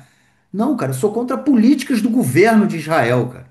Eu não quero acabar aqui com nenhum estado, eu não quero aqui morte, eu não quero massacre, eu sou contra as políticas do governo de Israel. E aí, você está dizendo que você é contra o país? Eu sou contra o país, que porra é essa de ser contra o país, cara? País é uma coisa muito não palpável para eu ser contra, né? Eu sou contra políticas de governo, sou contra políticas de políticos fascistas e xenófobos e homofóbicos e misóginos. É isso que eu tenho que ser contra. Ser anti-Israel, a favor de Israel, para mim é menos importante. E para tu, cara? A não, eu imprensa concordo é o quê, contigo. Agora, cara? para mim é complicado me pedir para avaliar a imprensa de outro país, porque eu não tô aí, né, pô? Sim, mas não quero falar muito, não. Eu já participei de algumas coisas da imprensa de esquerda no Brasil enfim, eu hoje, por várias razões, não tenho participado, né? Não elimina a possibilidade de participar de eventos, de programas aqui e ali, mas tem razões pelas quais eu não estou, são minhas e deles. Mas eu prefiro não fazer esse tipo de comentário porque, pô, eu acho que vocês conseguem interpretar isso sozinhos, né? A posição deles, se é uma posição honesta, se é uma posição correta, se é uma, se são reportagens que estão trabalhando as coisas da maneira adequada, se estão escutando as pessoas que deveriam estar escutando. Enfim, acho que vocês têm condição de avaliar. E eu também acho que tem condição de avaliar reportagem por reportagem, porque não é tudo igual. Tem jornalistas e jornalistas, tem veículos de comunicação e veículos de comunicação. Então as coisas não são exatamente idênticas, né? Avaliem vocês aí. Eu não quero avaliar a imprensa, os meios de comunicação aqui ou ali, porque primeiro que eu não sou crítico de imprensa. Eu critico aqui e ali alguns jornalistas, alguma reportagem, mas principalmente aqui de Israel, que é o que eu estou consumindo diariamente e é onde eu vivo, né? Então, para mim é complicado ficar falando sobre as coisas aí no Brasil. Bom, João, vamos então para a última mensagem dos ouvintes, que é do nosso ouvinte Leonardo Bezerra, perguntando o que a mídia israelense fala sobre a proibição da entrada de jornalistas na faixa de Gaza, né? No caso, ele culpa aí a Suprema Corte. Mas é isso, né? Aparentemente, o governo de Israel disse para a Suprema Corte que vai reavaliar essa proibição e pode ser que deixe, né? Jornalistas entrarem na faixa de Gaza. Será, cara? Assim, eles disseram que vão reavaliar, ainda não chegaram ao resultado. Eu acho que ainda vai demorar um pouquinho mais, e se os jornalistas entrarem, vai ser só nas partes dominadas pelo exército israelense. Vocês podem anotar o que eu estou falando. E aí vai É, ser mas aquela visita guiada pelo exército, né? Aquela coisa. mais ou menos, acho que aí vai ter um pouco mais de liberdade que eles têm hoje, né? Até porque senão não muda nada. Hoje você pode ter. A maioria dos jornalistas que entram são israelenses, mas assim, eu acho que vai ter uma abertura um pouco maior, mas não vai ser para as regiões do Hamas. É, eu estou esperando isso acontecer ainda, né? Eu acho que ainda vai demorar um pouquinho, não vai ser agora não. Até porque, olha só, você fogo amanhã, tipo, ele dura uma semana, aí tem violação, aí morre gente pra caramba, depois ele tem mais uma, 2 semanas de cessar-fogo. Enfim, tudo isso então, tipo, dá argumentos para aqueles que não querem permitir a entrada da imprensa na faixa de Gaza. Não que eu concorde com esses argumentos, mas fortalece os argumentos deles. Vem cá, cara, o Israel Katz vai dizer, cara, o Israel Katz não, o Barkat, né, vai dizer que permitir a entrada de jornalista na faixa de Gaza é libelo de sangue, cara, porque pelo amor de Deus, né? Pelo amor de Deus, né? Não, Se não divulgar, duvide.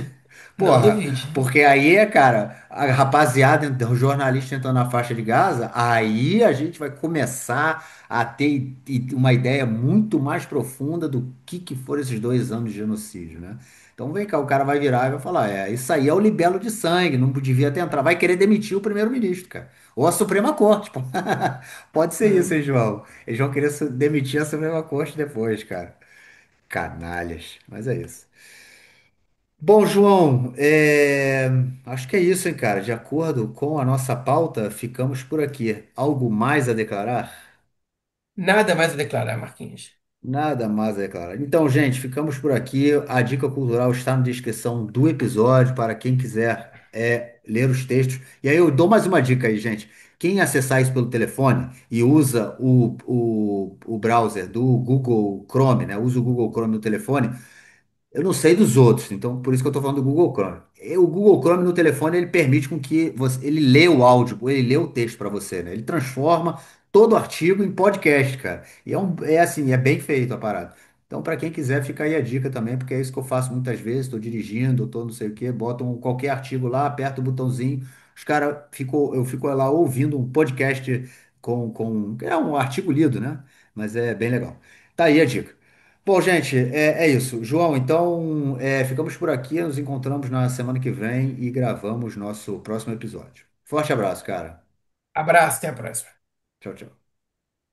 Bom, gente, como já é tradição, no final do nosso episódio, nomeamos e agradecemos todas as colaboradoras e colaboradores do nosso podcast. Fica aí, então, muito obrigado pelo carinho, pela audiência e pelo apoio. E para quem quiser e puder apoiar o nosso projeto independente e ainda não faz, é possível fazer pela plataforma Apoia-se, apoia.se do lado esquerdo do muro, isso caso você more no Brasil, e pela plataforma Patreon, para quem vive no exterior. É patreon.com do lado esquerdo do muro. Os links se encontram na descrição do episódio. Aí vai! A Rezende, Abel Souto, Alcides Manzoni, Alé Edelstein, Alex Gruppenmacher, Alexandre Weiss, Amir Arones, André Mermelstein, Arthur Benchimol, Asher Kipperstock, Beatriz Bracher, Bernardo Chigres, Bernardo Mascarenhas, Bruno Ruffier, Caco Ciocler, Camila Witt da Rocha, Carlos Grum, Carolina Brant, Cecília Alca, Clarice, Cláudia Belfort, Cláudio Dailac, Cláudio Solon, Daniel Becker, Daniel Korn, Daniel Schor, Daniel Weinfels, Daniela Hotban, Daniele Maromai, Daniele Salgado de Oliveira, Dani Abensur, Davi Bessler, Davi Koifman, Débora Blanc, Eduardo Feingold, Eliane Cooperman, Eliane Pschol, Fabiana Rufato, Fabiana Vanderlan, Fábio Belegar, Fábio Gleiser, Fábio Luxo, Felipe Yachimovitz, Fernanda Weitzman Becker, Fernanda Carme, Fernando Gainer, Flávio Rabinovich, Gabriel Levi, Giovanni Orso, Júlia Tucci, Júlia Mordente, Glenda Rubstein, Gustavo Frota Pereira, Gustavo Gorenstein, Guta Tomauskin, Guto Pereira Nunes, Helena Latermacher, Iago Oliveira, Ida Sandes, Igor Gak, Igor Sender, Ilan Chomrone, Ilana Laffer, Ilana Stein, Isaac Guanais, Isadora Chamis, Jacob Blumer, João Renato Altman, José Orenstein, Júlia Rios, Leonardo Bueno, Leonardo Stuhl, Leonel Campos, Liana Fonseca, Luana Lima, Luciane Martins Zilbergeld, Luiz Lederman, Marcela Bronstein, Marcelo Schilvarker, Marcos Saruer, Marcos Gandelsman, Marcos Paulo Januário de Souza, Margarida Lacombe, Maria Célia Moscati, Maria Fison, Mariana Sampaio, Marília Neustein, Maurício Landi, Mária Weinstock, Michele Schuckmann, Miguel Fausto, Mila Chazeliov, Mônica Fagundes Klein Guneviec, Muriel Correia, Padu de Almeida, Rafael Boquerri, Rafael Fleischmann, Rafael Sterne, Rafaela Barcai, Raquel Penariol, Renato Ackermann, Renato Bejinski, Richard Sirrel, Roberto Dias Pereira, Roberto Mai, Roberto Tonani, Rogério Kuckerman, Rosa Harsheim, Rubens Kohn, Rui Bezerra, Sara Liebman, Sérgio Goldbaum, Chaz, Sidney Weissman, Silvia Mai, Suzana Saul, Tatiana Gruberger, o Heider Pires Souza, Vitória Albino, Yael Katz, Yael Heinstein, Yuri Jacob Lumer,